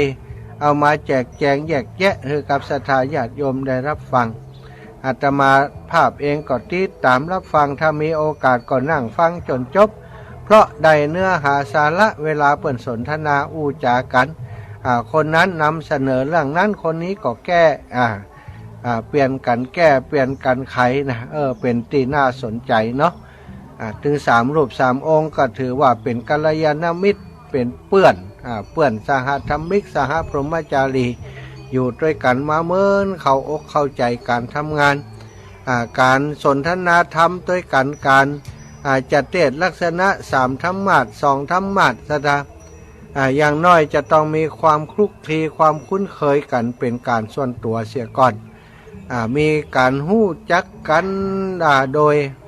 ยลึกเนาะโดยลึกโอ้เปิ่นเป็นคนมีนิสัยใจคออย่างใดเปิ่นชอบเรื่องไอ้หยังเปิ่นท่านนัดเรื่องไอ้หยังเนี่ยจากการสนทนาจากการอยู่ด้วยกันเปิ่นจะหู้กันเนาะเวลามาสนทนาธรรมเวลาตั้งคำถามมาคนนั้นก็จะตอบเรื่องนั้นคนนี้ก็จะตอบเรื่องนี้ใดจึงทำให้รายการที่ครูบาอาจารย์เปิ่นจัดน่าติดตามอันนี้เปิ่นมีการมีงานกับเปิ่นเนาะเฮาทั้งหลายที่เคยฟังน้ำฟังธรรมเป็นลูกศิษย์ลูกหาก็มาแสดงมุทิตากว่าจะสร้างวิหารหลวงหลังนี้เสร็จนะจ้าวิหารหลวงหลังนี้ใช้เวลาเป็น20 ปีนะ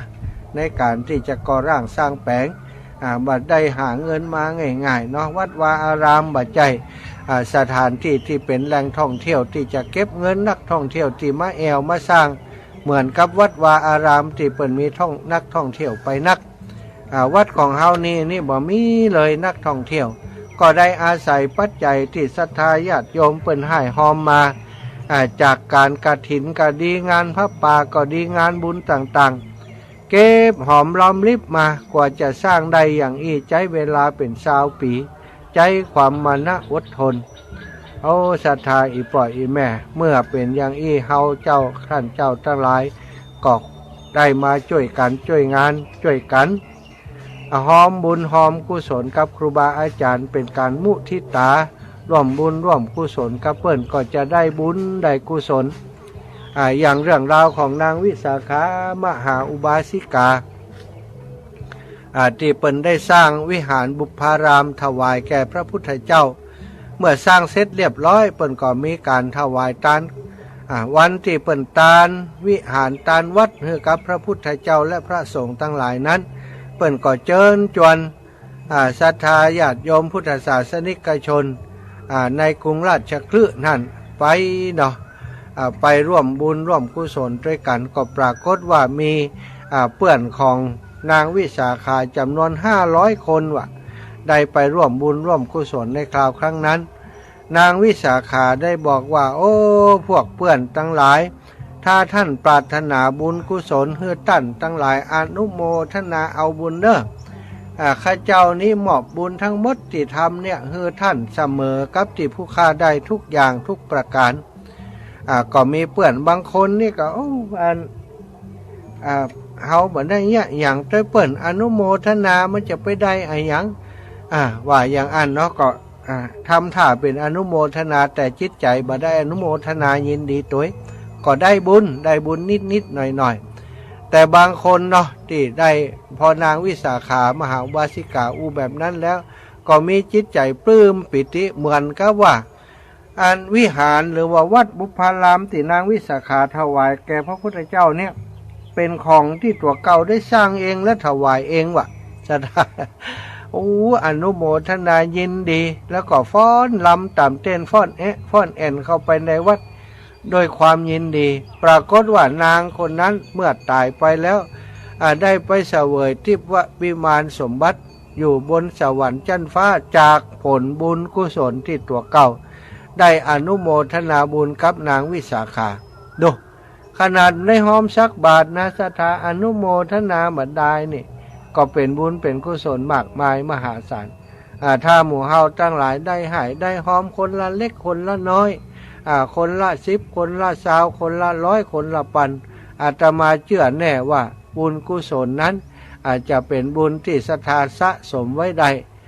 กับตนกับตัวไปสู่สัมปรายภพไปหน้าโอ้แม่น้ำเงินราชบุรุษแม่ตองนาร้านตองลาดนาแฟนป้าตองแม่สมคิดหรือว่าแม่บัวเงินราชบุรุษได้ทักทายเข้ามาชมใน Facebook ไลฟ์ตัวเนาะนี่ก็หอมคือแม่บัวเงินนะแม่บัวเงินนี่2 วัดเลยแม่บัวเงินนี่ได้หอมคือเปิ่น2 วัดเนาะวัดหม่อนห้วยแก้ว100แล้วก็วัดทรายมูลเห็บ100ส่วนธรรมาสนี่ยังตาเต้อเพื่อโยมแม่เปิ่นจะตั้งใจหอมตัวได้บ่ฮู้เนาะจดให้เปิ่นน้อยเดี๋ยวเปิ่นจะว่าฮึธรรมาสนี่ก่อยเดี๋ยวตังลำปางอาตมาจะเริ่มจดชื่อฮึเนาะตอนนี้ก็ได้จากตังลำปางหลายท่านแล้วแม่อารีพันธ์ อารีพันธ์ศรีวิริยะไมยที่บันปันเหนือเนาะอำเภองาวจังหวัดลำปางหอมมา500 บาทแม่คำแต้มคมพร้อมกับมหาสมชาติแต้มคมร่วมบุญมา5,000 บาทเป็นในการซื้อธรรมะซื้อธรรมะพร้อมแท่นรองและก็โต๊ะเคียงต่างๆถวายหลวงพ่อในงานอายุวัฒนมงคล6 รอบ 72 ปีที่เมืองฝางที่จะถึงนี้แม่ยายคำเนอะแม่ยาคำแต้มคมถ้าฟังรายการอยู่เก็บเงินไว้เนอะกว่าจะถึงเดือนมีนาเอาคนเกิงแม่ยายคำ 2,500ตู้ลูก 2,500 เปาะกันและได้ 5,000เอาไปหอมเป็นธรรมาสเนาะหอมธรรมาสเกิดมาจะได้มีสติปัญญาจะได้มีปัญญาเพราะธรรมาสอาสนะนี้เป็นได้ใจสำหรับการเทศแสดงธรรมถ้าไผได้ร่วมบุญร่วมกุศลเป็นเจ้าภาพธรรมาสก็จะได้บุญได้กุศลได้อานิสงส์มหาศาลนะศรัทธาพี่น้องหมู่เฮาทั้งหลายอยากจะมีสติปัญญาอยากจะมีปัญญาได้ในคราวครั้งนี้มีโอกาสเป็นเจ้าภาพร่วมกันเป็นเจ้าภาพด้วยกัน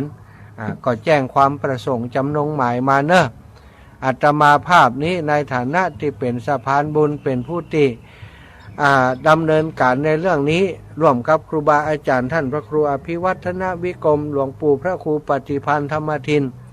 และศรัทธาญาติโยมแม่จงดีเชื้อกันทาเขาก็จะให้หอมเป็นเงินต้นไว้ก่อนอาตมาภาพมีความโปร่งใจตกลงใจจะหอม 5,000 บาทร่วมกับครอบครัวซึ่งมีโยมแม่โยมพี่โยมน้องต่างหลายในครอบครัวของอาตมาหอมกินหอมตาลในครั้งนี้ 5,000 บาทแล้วก็ติดตามมาโดยแม่อาลีพันธ์500 บาทแม่อุ้ยอินใช้อุดจากแม่สาบเสมิงหอมมาแหม500 บาทเนอะอนุโมทนาบุญและท่านอื่นๆคนอื่นๆหมายก็ยังหมายมีแม่อำพรบุญหมื่นแหม100 บาทแม่น้อยแม่บัวขี้ท่าโป100 บาทแม่สุพินประดิษฐ์แหม100 บาทแม่กาบแก้วสีอินแก้วแหม100 บาทแม่สมใจปีบ้านใหม่แหม100 บาทแม่สุขคำป่าแล้วแหม100 บาทแม่ซิมมุนีแก้วแหม100 บาทอันนี้ก็เป็นรายชื่อที่ศรัทธาญาติโยมได้ให้ได้หอมธรรมาสมาแล้วเนาะในเบื้องต้นนี้ก็ขออนุโมทนาบุญกุศลที่ท่านทั้งหลายได้ร่วมบุญร่วมกุศลกันในคราวครั้งนี้ให้ท่านเจ้าทั้งหลายอยู่ดีมีสุขได้มีอายุมั่นขวัญยืนเนอะศรัทธาญาติโยมชั่วโมงที่2ขอได้นำสาระธรรมมามาจ่ามาแบ่งปันกันสักเล็กน้อยก็เดียวจะกลายเป็นว่า2 ชั่วโมงได้สาระธรรมน้อยเดียวแหมศรัทธาจะจมให้อาตมาเนอะโยมแม่จันเดือนใสทำบุญทำมาดมาแหมโยมแม่หอมมาต่อใดโยมแม่จันเดือนใสร่วมทำบุญทำมาดมาแหม500 บาทอนุโมทนาบุญโยมแม่หอมมาแล้ว500 บาทแม่จันเดือนใสเนอะจดชื่อไปเรื่อยๆแล้วศรัทธาร่วมทำบุญทำมาด500 บาทวันที่4จะฝากไปละเจ้าได้เลยโยมแม่ได้เลยเก็บเล็กผสมน้อยไปเนาะช่วยกันไปคนละเล็กคนละน้อยขอบคุณอนุโมทนาบุญให้กับทุกท่านทุกคนเน้ออนุโมทนาบุญเน้อศรัทธาญาติโยม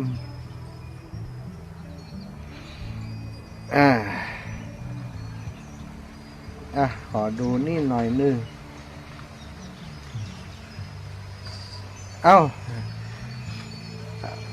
บำบัดทุกข์บำรุงสุขศรัทธาญาติโยมมีหลายคนถามอาตมาว่าทุกท่านอาจารย์เดินทางไปหันไปนี่บ่เหน็ดบ่เหนื่อยก็เดียวก็หันอยู่ลำปางกันเดียวก็หันอยู่เชียงใหม่กำเดียวก็หันอยู่เชียงไฮ้ก็เดียวก็ไปเมืองฝางไปเวียงป่าเป้าไปดอยหล่อไปขับคิดขับคุยที่มีการงานครูบาอาจารย์ก็อยากจะบอกศรัทธาว่า ชีวิตของอาตมานั้นติดหนี้เปิ่นหลายสถานติดหนี้ครูบาอาจารย์ที่เปิ่นไปช่วยการช่วยงานอาตมาหลายครั้งหลายคราเนาะคนเฮาอยู่กันนี่นะช่วยเหลือกันไปช่วยเหลือกันมาเป็นการบำบัดทุกข์บำรุงสุขให้แก่กันและกันการที่เฮาช่วยเหลือคนอื่นที่ควรจะช่วยนั้นมันเป็นกุศลสถามันเป็นบุญเป็นกุศลเพราะเป็นการบำบัดทุกข์ของครูบาอาจารย์ที่ว่าโอ้บางครั้งบางทีครูบาอาจารย์เปิ่นมีการมีงานอย่างที่ว่านี่เปิ่นบ่สามารถจะทำคนเดียวได้ทุกสิ่งทุกอย่างบัจจัยว่าโอ้เตรียมสถานที่ก่อเฮาเนี่ยแปลงดอกแปลงดวงก่อเฮาเนี่ยไผใจได้สถานก็ต้องอาศัยคนนั้นคนนี้มาช่วยกันอาตมาที่มาช่วยครูบาอาจารย์ก็จะมาช่วยแบ่งเบาภาระธุระเรื่องโน้นเรื่องนี้นะโดยเฉพาะเรื่องการประชาสัมพันธ์การงานฮือกับเปิ้นอย่างเนี้ยมาอยู่ที่วัดหม่อนห้วยแก้วนี่ก็โอ้มาจัดรายการอยู่ที่สถานที่จริงได้มาหันโบสถ์หันวิหารหันศาลาหันสิ่งที่เปิ้นจัดตานก็ได้โอ้ปลื้มใจดีใจที่มาได้อยู่ในสถานที่จริงเจริญปอนแม่อุ้ยบุญสว่างวานแม่อุ้ยขอชมพระอาจารย์เก่งแต่เนอะเก่งนี่ตั้งเพอยู่บ่เมามาได้ก็ขอโทรไปหาเปิ้นอย่าฟังเนี่ยโอ้อินดูเปิ้นเนาะอินดูไป80 ปีแล้วหรออยู่ตั้งใดเนี่ยบ้านเปิ้นน่ะวันนี้ปุ้นต้องไม่แก้หลวงปุ้นคนละตำบลแล้วเปิ้นชอบเคยไปทำบุญด้วยกันวันหน้าคนก็เลยป้าเปิดในมือถือเปี้ยอ๋อคนเนี่ยกายลูกนึกว่าตัวน้อยๆเป็นวันล่ำเฮ้ยล่ะเนี่ยนึกว่าตัวน้อยเป็นวันล่ำแรงเปิ้นจังว่ากันอย่างนั้นเปิ้นนึกว่าเฮาตัวน้อยทึดๆน่ะแม่ว่าเจ้าอีป้ออีแม่น่ะกะน่ะเนาะแล้วว่าอู้นักละบางงานตัวเป็นคนเล่าโดนขี้แปะเนาะจำเรื่องขี้แปะถ้าป้าพระอาจารย์ก่อนเดี๋ยวแม่จะทำบุญร่วมเนอะมันได้มีไข่ไปทั้งเทนะได้แม่อุ้ยบุญอยู่ตั้งใดก็บ้านเนี่ยแม่อุ้ยบุญอยู่ตำบลสันทรายเทเลยอำเภอมาหน่อยอำเภอสันทรายนะเจ้าอำเภอสันทรายเลยวัดสันทรายงานอยู่สถานปรานเนาะเสษาวัดปรานเนาะเดี๋ยวถ้าเขาได้ไปทางพุ่นเขาไปเยี่ยมแม่อันสีทอนจมฟองเนี่ยถ้าจะไปแวะฮะสีทอนอยู่ตำบลประไพขึ้นไปอย่างนะเจ้าก่อนถ้าอันก็โทรบอกจะไปอยู่ปากทางอันร่วมอนุโมทนาบุญตัวเจ้าจะได้ไปเอวหาคนเฒ่าคนแก่ทั้งพุ่นด้วยกันถ้ามีเวลาจะได้ไปเอวหากันเนาะแม่สีทอนเคยไปหาเปิ้นมาหรือยังไปแล้วแม่ไปตอนที่เปิ้นสบายหลายรอบแล้วนะตอนที่เปิ้นเข้าห้องบ้านก็ไปหาเปิ้นกลับมาบ้านก็ไปเอวหาเปิ้นแม่เปิ้นเลี้ยวขวาไปทางนั้นป่าไผ่บ้านป่าเมือดป่าไผ่อย่างนั้นใช่บ้านเปิ้นอยู่ทางพุ่นจ้ะสาธุนะเจ้าบุญรักษาแม่เนแม่อุ้ยบุญสว่างวันเจ้าขี้แปะจงใช้กันแฮมแล้วการช่วยเหลือครูบาอาจารย์เป็นการบำบัดทุกข์ของครูบาอาจารย์นะสถานการบำบัดทุกข์มีความสำคัญมากกว่าการบำรุงสุขเพราะว่าต่อเมื่อบำบัดทุกข์ได้แล้วจึงจะค่อยบำรุงสุขแต่ถ้าบำบัดทุกข์ยังบ่ได้มัวพะวงแต่เรื่องบำรุงสุขความสุขที่ได้นั้นก็เป็นความสุขปลอมๆและเป็นความสุขอยู่ในกองทุกข์นั่นเองเหมือนเอาดอกไม้ไปปักไว้บนสิ่งปฏิกูลเป็นต้นว่าบนกองอุจจาระปัสสาวะจะเป็นอย่างไรศรัทธาญาติโยมลองคืดถอการที่เขาจะให้ครูบาอาจารย์เปิ่นมีความสุขอกสุขใจเปิ่นมีการมีงานมีกินมีตานอย่างอีกเฮามีบ่ามีแห้งก็มาช่วยกันเอาวันนี้อาตมาบ่ได้ช่วยแต่น้องคนขับรถที่มาด้วยกันไปช่วยเปิ่นแปลงขวตานพุ่นน่ะศรัทธา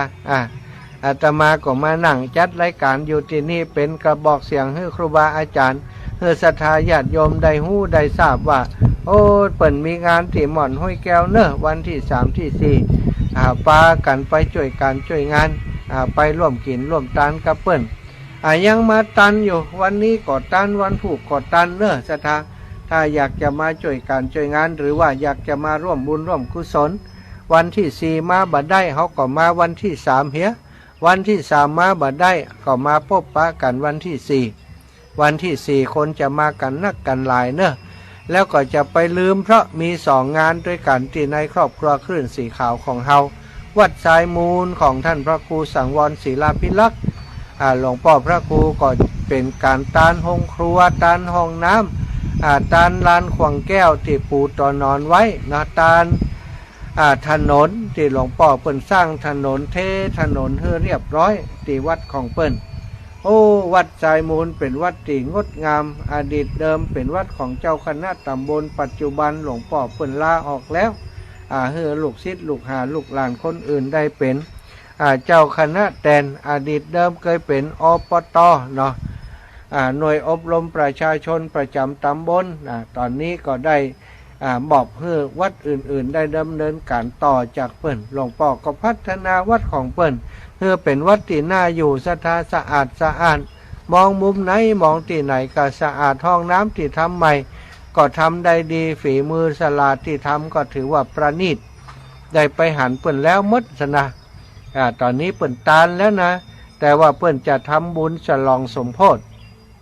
ในวันที่สี่เหมือนกันควาตานก็จะเข้าในวันที่สี่เนอะงานปอยหลวงนิสทาเปิ้นจะม่วนกันนะสทาเปิ้นจะไปห้อมกันขึ้นบันนั้นลงบันนี้ขึ้นบันนี้ลงบันนั้น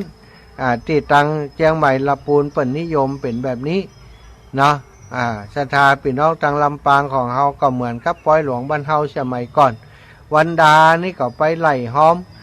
บ้านปี่บ้านน้องมีที่ไหนที่เปิ้นเป็นหมู่บ้านที่มีปอยหลวงเขาก็ไปห้อมกินห้อมตาลห้อมปัจจัยห้อมข้าวน้ำโภชนาอาหารต่างๆไปจ่วยแปลงข้าวต้มให้เปิ้นได้ปอยหลวงอันนี้ก็เป็นฮีดห้อยตังล้านนาเจ้าบ้านก็จะห่วมห้อมกันตีม่อนห้วยแก้วนี้ก็วันพรุ่งนี้เนาะเปิ้นจะห้อมกินห้อมตาลกันที่บ้านไผ่บ้านมันวันที่สามแล้ววันที่สี่นี้วันที่สี่นี้เปิ้นก็จะแห่ควาตานมาที่วัดศรัทธาอีป่อยอีแม่ตั้งหลายมากันเนอะมาที่วัดม่อนห้วยแก้วได้มากินมาตานร่วมงานกับครูบาอาจารย์อาตมาภาพได้มานอนแฮมแก้มมือได้มาเลิงปอยนี่2 คืนแล้วคืนนี้จะเป็นคืนที่3ที่จะได้นอนที่วัดม่อนห้วยแก้วแต่ช่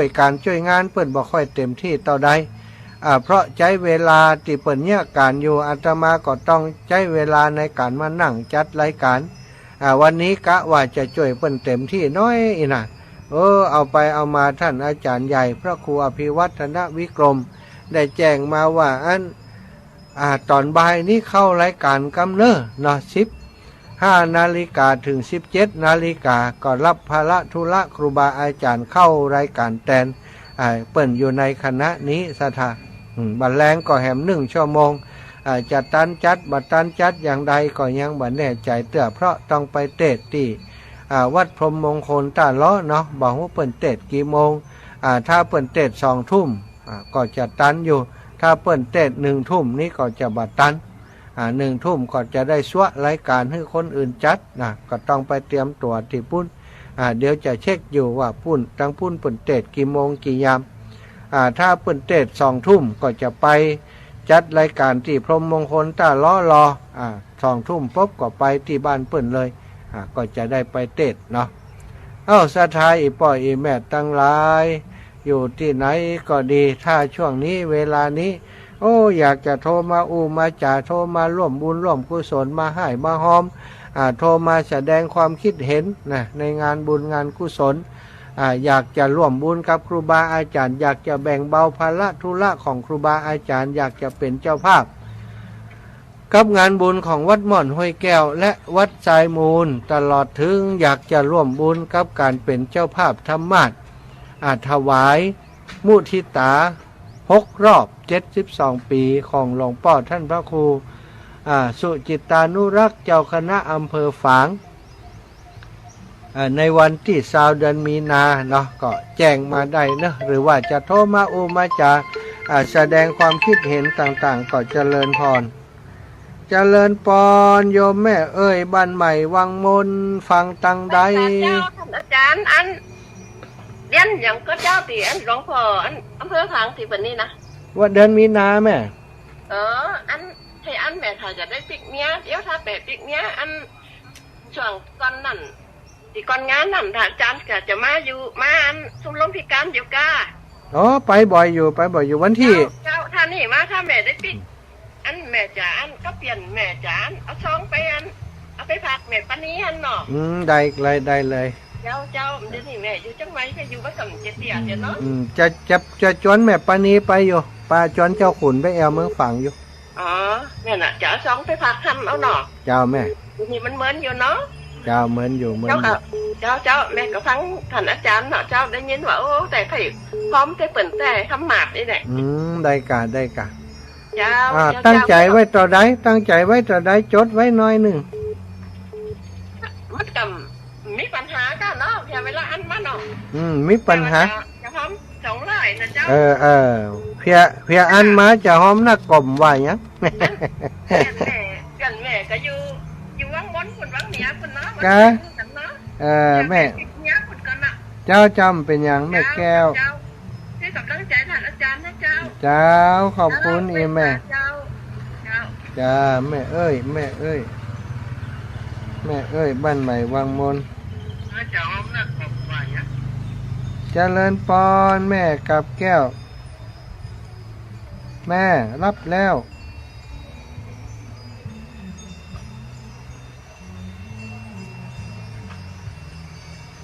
แม่กับแก้วสีอินแก้วว่ามาใหม่แม่เอ้ยใหม่วังมน200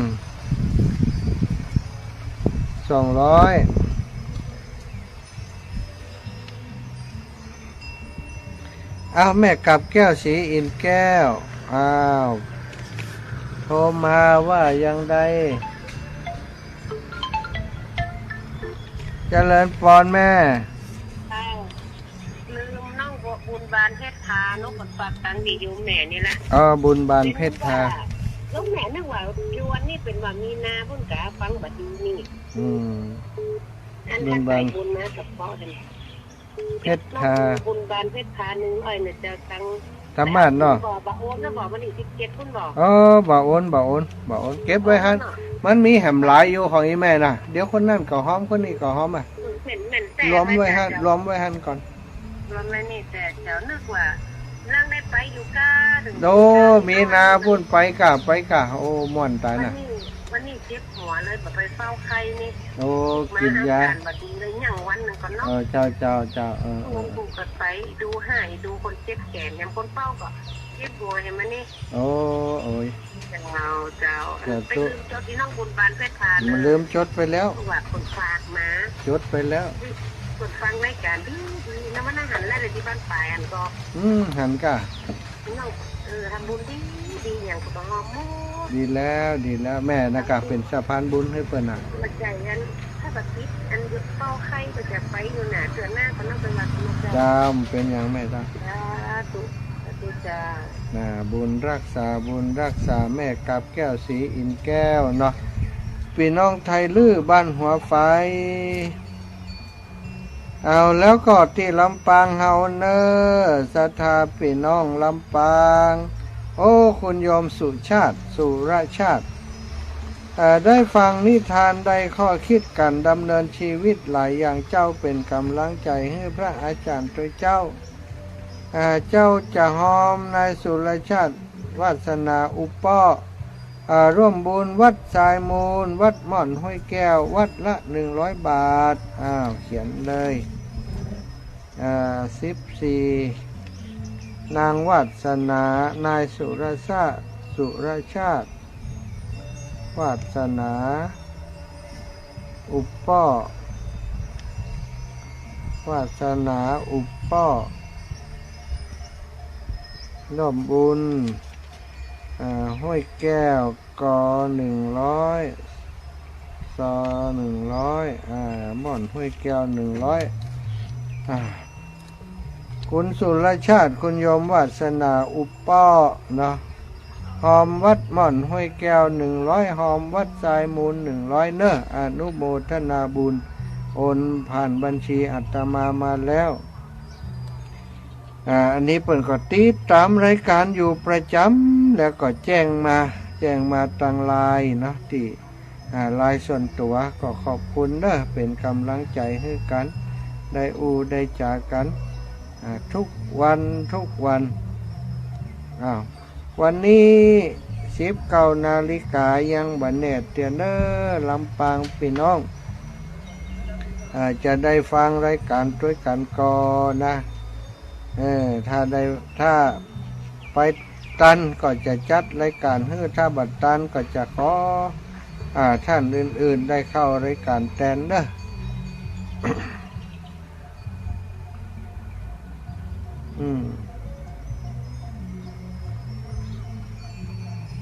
ง่าวสถา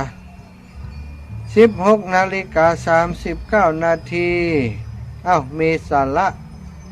ระความรู้มาฝากหนังญี่ปุ่นตัวแทนประเทศชิงออสการ์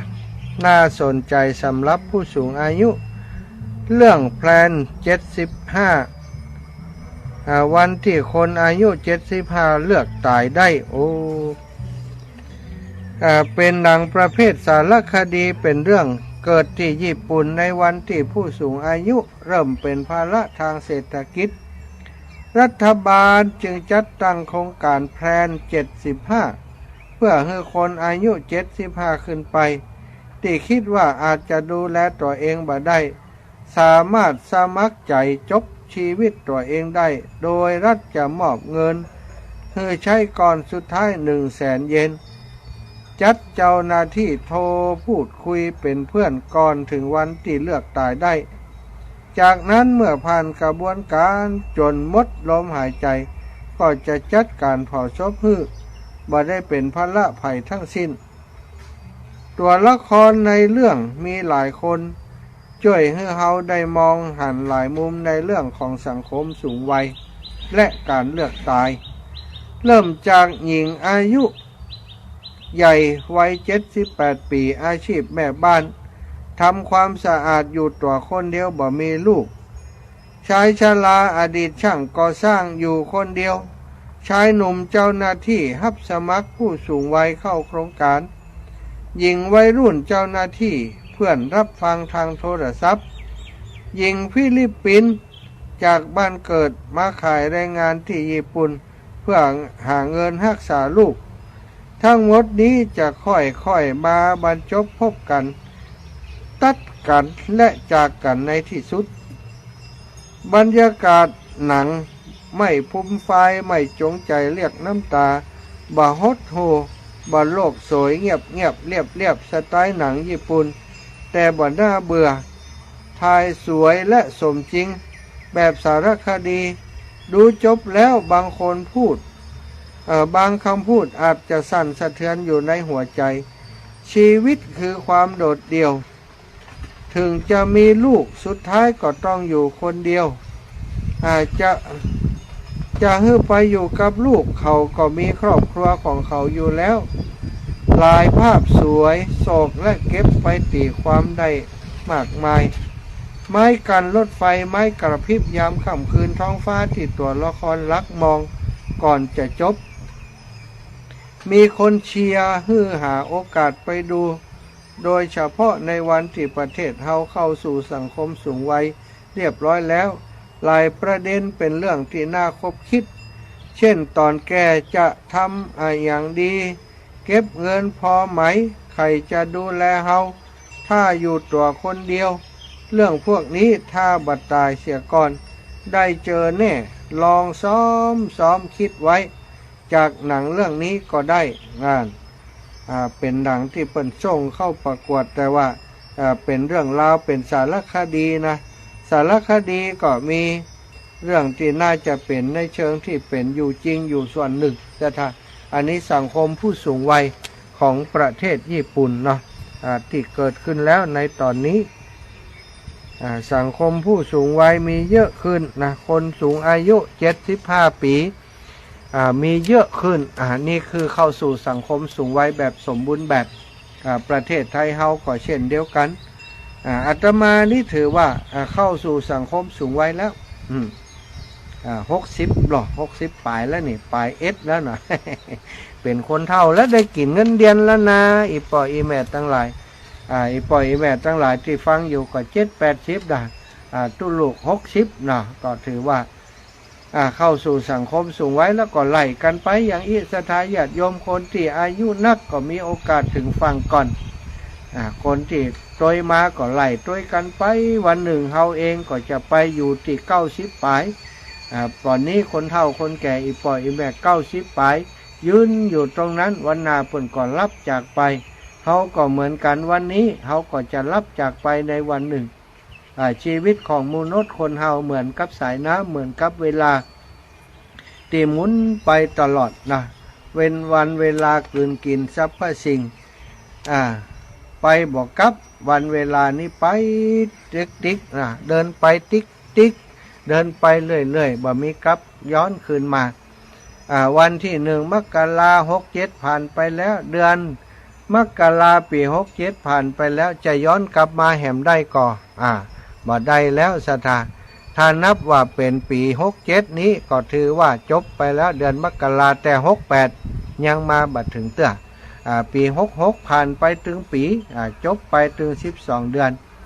ปี67นี้จบไปแล้ว1เดือนแบบบริบูรณ์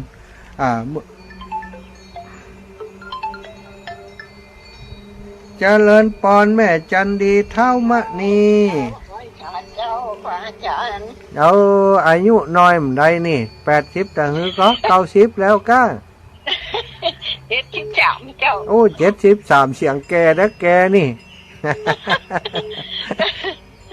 แม่บ่ได้โทรมันบอกหลังชื่อไปโทรประจางไผโทรเฮือละอ่อนโทรก็หวานเขาโทรกันยากโทรไปไหนโทรหาตู้เจ้าก้าอีหล่ะอยู่ท่าสีนี่แหละเจ้าอยู่ท่าสีวัดพุทธทิศแม่ว่าจะไปชวนไฟไปก็บอกไปเนี่ยเขายังไงเนี่ยฮะแต่ก็โมทนาสาธุอันเด้อได้เลยได้บุญได้กุศลด้วยกันอย่างเดียวกันเนอะแม่เนอะเจ้าปั่นขึ้นแล้วปั่นบุญขึ้นอีแม่แล้วไปถามหลวงพ่ออันพระอาจารย์สถิตบอยละพินิจมาเปิดเหมือนมุนจุ่มจังไปไอแม่หลำอันบ้านวัดท่าสีเนาะเจ้าเดี๋ยววันนาจะจดไว้เนอะวันนาจะอันเที่ยวหน้านี่งานอันอายุวัฒนมงคลเดี๋ยวจะเล็งไปหาอาจารย์ปุ่นเนอะสาธุก็วันที่อันยังก้อนที่22นั้นมันก็จะมีงานด้วยเจ้าโอ้ที่วัดท่าสีนะเจ้างานอย่างแม่งานอันผมก็คนจะอันยังก้อนเนี่ยฉลองยังอันยังก็ลืมไปเห็นแล้วลืมไปเห็นแล้วยุ่งละอันเนี่ยอันยังก็คนจะ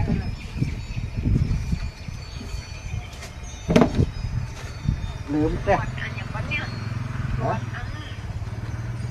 นะเ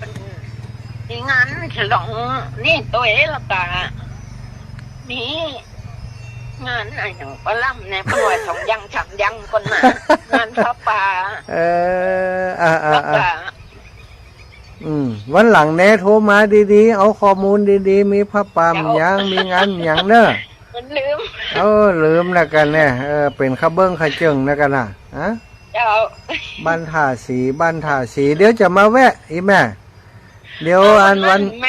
ม่ได้ยินพระอาจารย์อูกับอันแม่อาลีพันธ์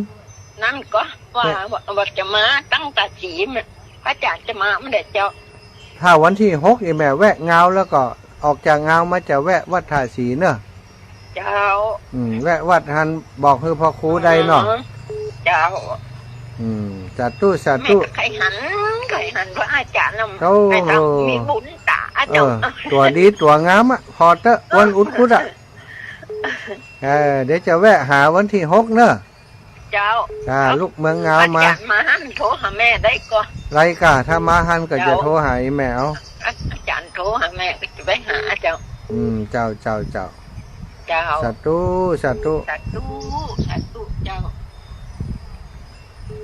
แม่จันดีบ้านท่าสีแม่สีทอนป่าไผ่ วันที่6เนอะ เปิดวิทยุนี่ปิดก่อน ปิดแล้วเจ้า เดี๋ยวจะไม่แช่ตีแต๊บ แม่อะอยากขอเวลาสิว่าลูกว่าตะกี้ แม่อุ้ยบุญสว่างวัน วิบูลย์สว่างวัน บ้านป่าลานสันท ล ราย ลายนี่เป็นได้นะ นั่นกะอย่า เปิดนะ ไปหาอีแม่ก่อนแล้วจะโทรหาเปิ้น อ๋อ อืม มันได้พูดเหรอ หัวย ะไหว บุญมีมตายขอควายลังว่องกะฮะ วัน16ก็ผ่านไปแล้ว67จะผ่านแล้วละกัน จะผ่านแหมแล้วผ่านไปว่าพอมันเนาะจะอยู่ได้แหมกี่วันก็ว่ากันไปงาน ว่ากันไป ม พูดแบบนี้ก็แล้วไปดอก ใช่บุญมีก็แล้วไปสวรรค์เป็นเบื้องหน้าเนาะทำบุญทำกุศลก็เอาสวรรค์เป็นเบื้องหน้าเนี่ยได้เหรอ จะได้ชีวิต เนี่ยได้มันหรอ อันนี้ก็ไปไหนมันได้กันเนี่ยมันอย่างเงี้ยนี่ นั่น เฮ้ยใครไป เอาพญาติมานักลำไปน่ะกะฮะ นั่นแหละ เอา พูดแต่อย่างแต่ว่าพูด ปัดออกไปเนาะเกิดมาแหมจัดจะได้ไปเป็นอย่างอีเนอนั่เนอะนแหละ ผาธนาเอาผาธนาเอาเนี่ยกะรักษาศีลเนี่ยดีที่สุดรักษาศีลปฏิบัติธรรมบ่เบียดเบียนไผน่ะบ่คิดร้ายต่อไผเนี่ยมันก็ดีแล้วไปทำมาทำโมดูว่าจะดูคือได้ขาดเนี่ยคือบอกฟังกับปั๊มปะแล้วหลอดเลยเอาบุญไปติ๊กไหลไปให้ไหลไปดีทำบุญกับพระเจ้าเก็บกอบเอาบุญไปเนาะแม่เนาะมีเวลาเก็บกอบเอาเอาเป็นเสบียงไปหน้าแม่ก็ขอให้ลูกอยู่ดีมีสุขเด้อไปดีมาดีเด้อสาธุแม่คืออยู่กับแม่เบิร์เด้อเจ้าแม่จะอยู่กับเงินรู้เหมือนเหมือนกาแข็งแรงอยู่ไข่หัวกังะแข็งแรงอยู่สบายมากอยู่ครับหมอก้านกันแม่อยู่ครับหมอก้านเนอะอยู่กับหมอก้านก้านนะพอดี25นี่ก็ได้ไปราบหมอนัดเจ้าสาธุแม่นะเจ้าบุญรักษาเจ้าขอบคุณเจ้าเจริญปอนแม่นวลยอดคำปันสงสัยมิเจอมเจ้าจ๊ะเขียนได้ยังนี่เขาเขียนชื่อแม่ได้ยังอ่านได้ยังโมโหเนอแม่กำลังมาบ้านเข้าบ้านมาเดี๋ยวนี้อันนี้อันนี้เดี๋ยวแม่ลงไปโอนอีแม่หอมอย่างห้องก็กี่ไม่หอมอันไหนเนี่ยวัดนนไม่เที่ยวอย่างนั่นเนาะแม่นวลเนาะ100ก่อนห้อยแก้ว100ดีลูกไปให้นะเจ้าแล้วก็จะเอาแต่เดินทาง200เจ้าเดี๋ยวแม่จะลงไปโอนอยู่เจ้าทำหมาดก่อยหวานเนาะยังแหมเมินอยู่เนาะทำหมาดยังแหมเมินอยู่พุ่นดันมีนาพุ่นเมินอยู่เก็บไว้ก่อนเก็บไว้ก่อนเนาะแม่กำลังที่สตางค์แม่ก็ห้องสตางค์ของพี่อ่อนติดไปห้าจ้างตัวเนี่ยแม่เอาห้องในห้องตีเดียวเนาะโอ้ดีแล้วบุญของเรานะเนี่ยการไปก็คือจะห้ามท่านจะห้อมนี่เนาะบุญใหญ่ตาจะวัดพระสิงห์แม่ก็ไปห้อมเนาะวัดว่างสิงห์ทำวัดตุ่มปลาแก๊สอย่างนี้แม่ก็ไปวัดเนี่ยเอาบ่าเอาแห้งเดี๋ยวเนี่ยแม่จักจัดนักโอ้เจ้าเคยมาบ้านแม่กันจะไม่ก็น้องเปิดไปเลยแต่เนี่ยค่ะเจ้าแม่ติดจะห้อมได้ก็น้องไปจะเล็กจะน้อยเขาไปห้อมค่อนดีเดียวคำเดียวมาก่อนจะได้ห้อมดีเดียวนะเนาะเจ้าใจละเดี๋ยวแม่ลงไปโอนอยู่เจ้าสาธุแม่นะเจ้าบุญรักษาเจริญปอนเจ้าอีแม่อย่างจ้าอาจารย์ สม แม่จันสมบ้านไหน บ้านหมดปีน บ่อนปินกะแม่จันสม เฮาปะกันแล้วมั้งเจ๊กะ ไม่ไปไหนจะได้รู้ตัว อ๋อมาตกเตียงง่ายอย่างตกเตียงน่ะอะโดนอยู่กะโอ้แล้วเจ็บนักก็ เป็นอาบน้ำอะไร อ๋อแม่จันสมมันปินเคยโทรมาแล้ว เนาะ พี่โทรบอกทางว่าอย่างว่า เคยโทรมาแล้วเขาจำได้ติดตกเตียงเนี่ย เจ้าโทรกัน มาเดี๋ยวนี้อันเดินได้แล้วยังอ่ะ มันได้นะ อ๋อ มัน จะ ขนาดเยอะก่อน จะได้อยู่ก้าจะเดินได้อยู่ก้า โทรไปเสียนอันไหนอ่ะทำเทวดานะก็สอนโลก อ๋อเจ้ามันมีอันวัดอันไหนอย่างเหรอได้นะ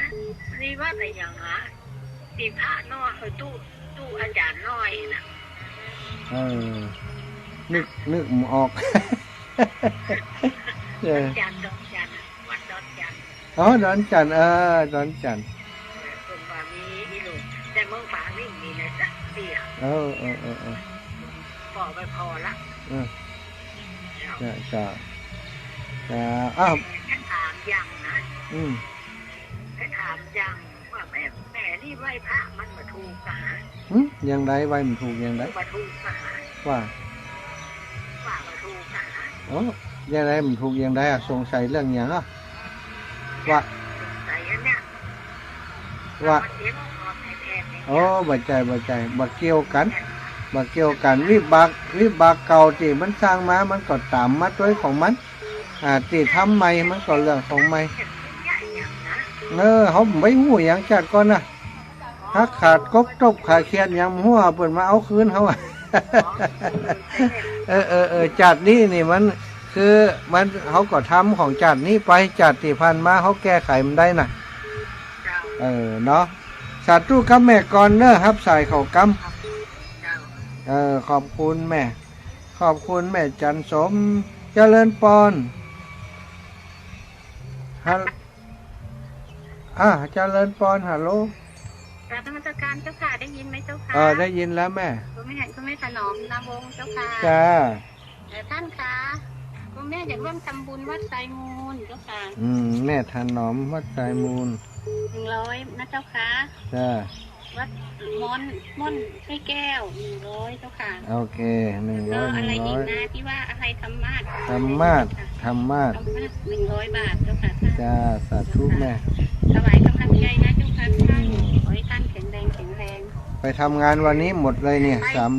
เดี๋ยวนั่นแหละค่ะท่านเดี๋ยวถ้าว่าท่านจะมาเอาเสื้อผ้าวันไหนโยมแม่จะเก็บไว้นะ จะเก็บไว้ก่อนนะแม่นะเดี๋ยวจะนัดท่านอาจารย์มาแล้วก็จะเก็บมารวมไว้ที่วัดบรรพตจ้า ค่ะทีแรกแต่ว่าจะเก็บไว้พระอาจารย์แต่ละหล่ะพอดียังไม่ได้โทรหาท่าน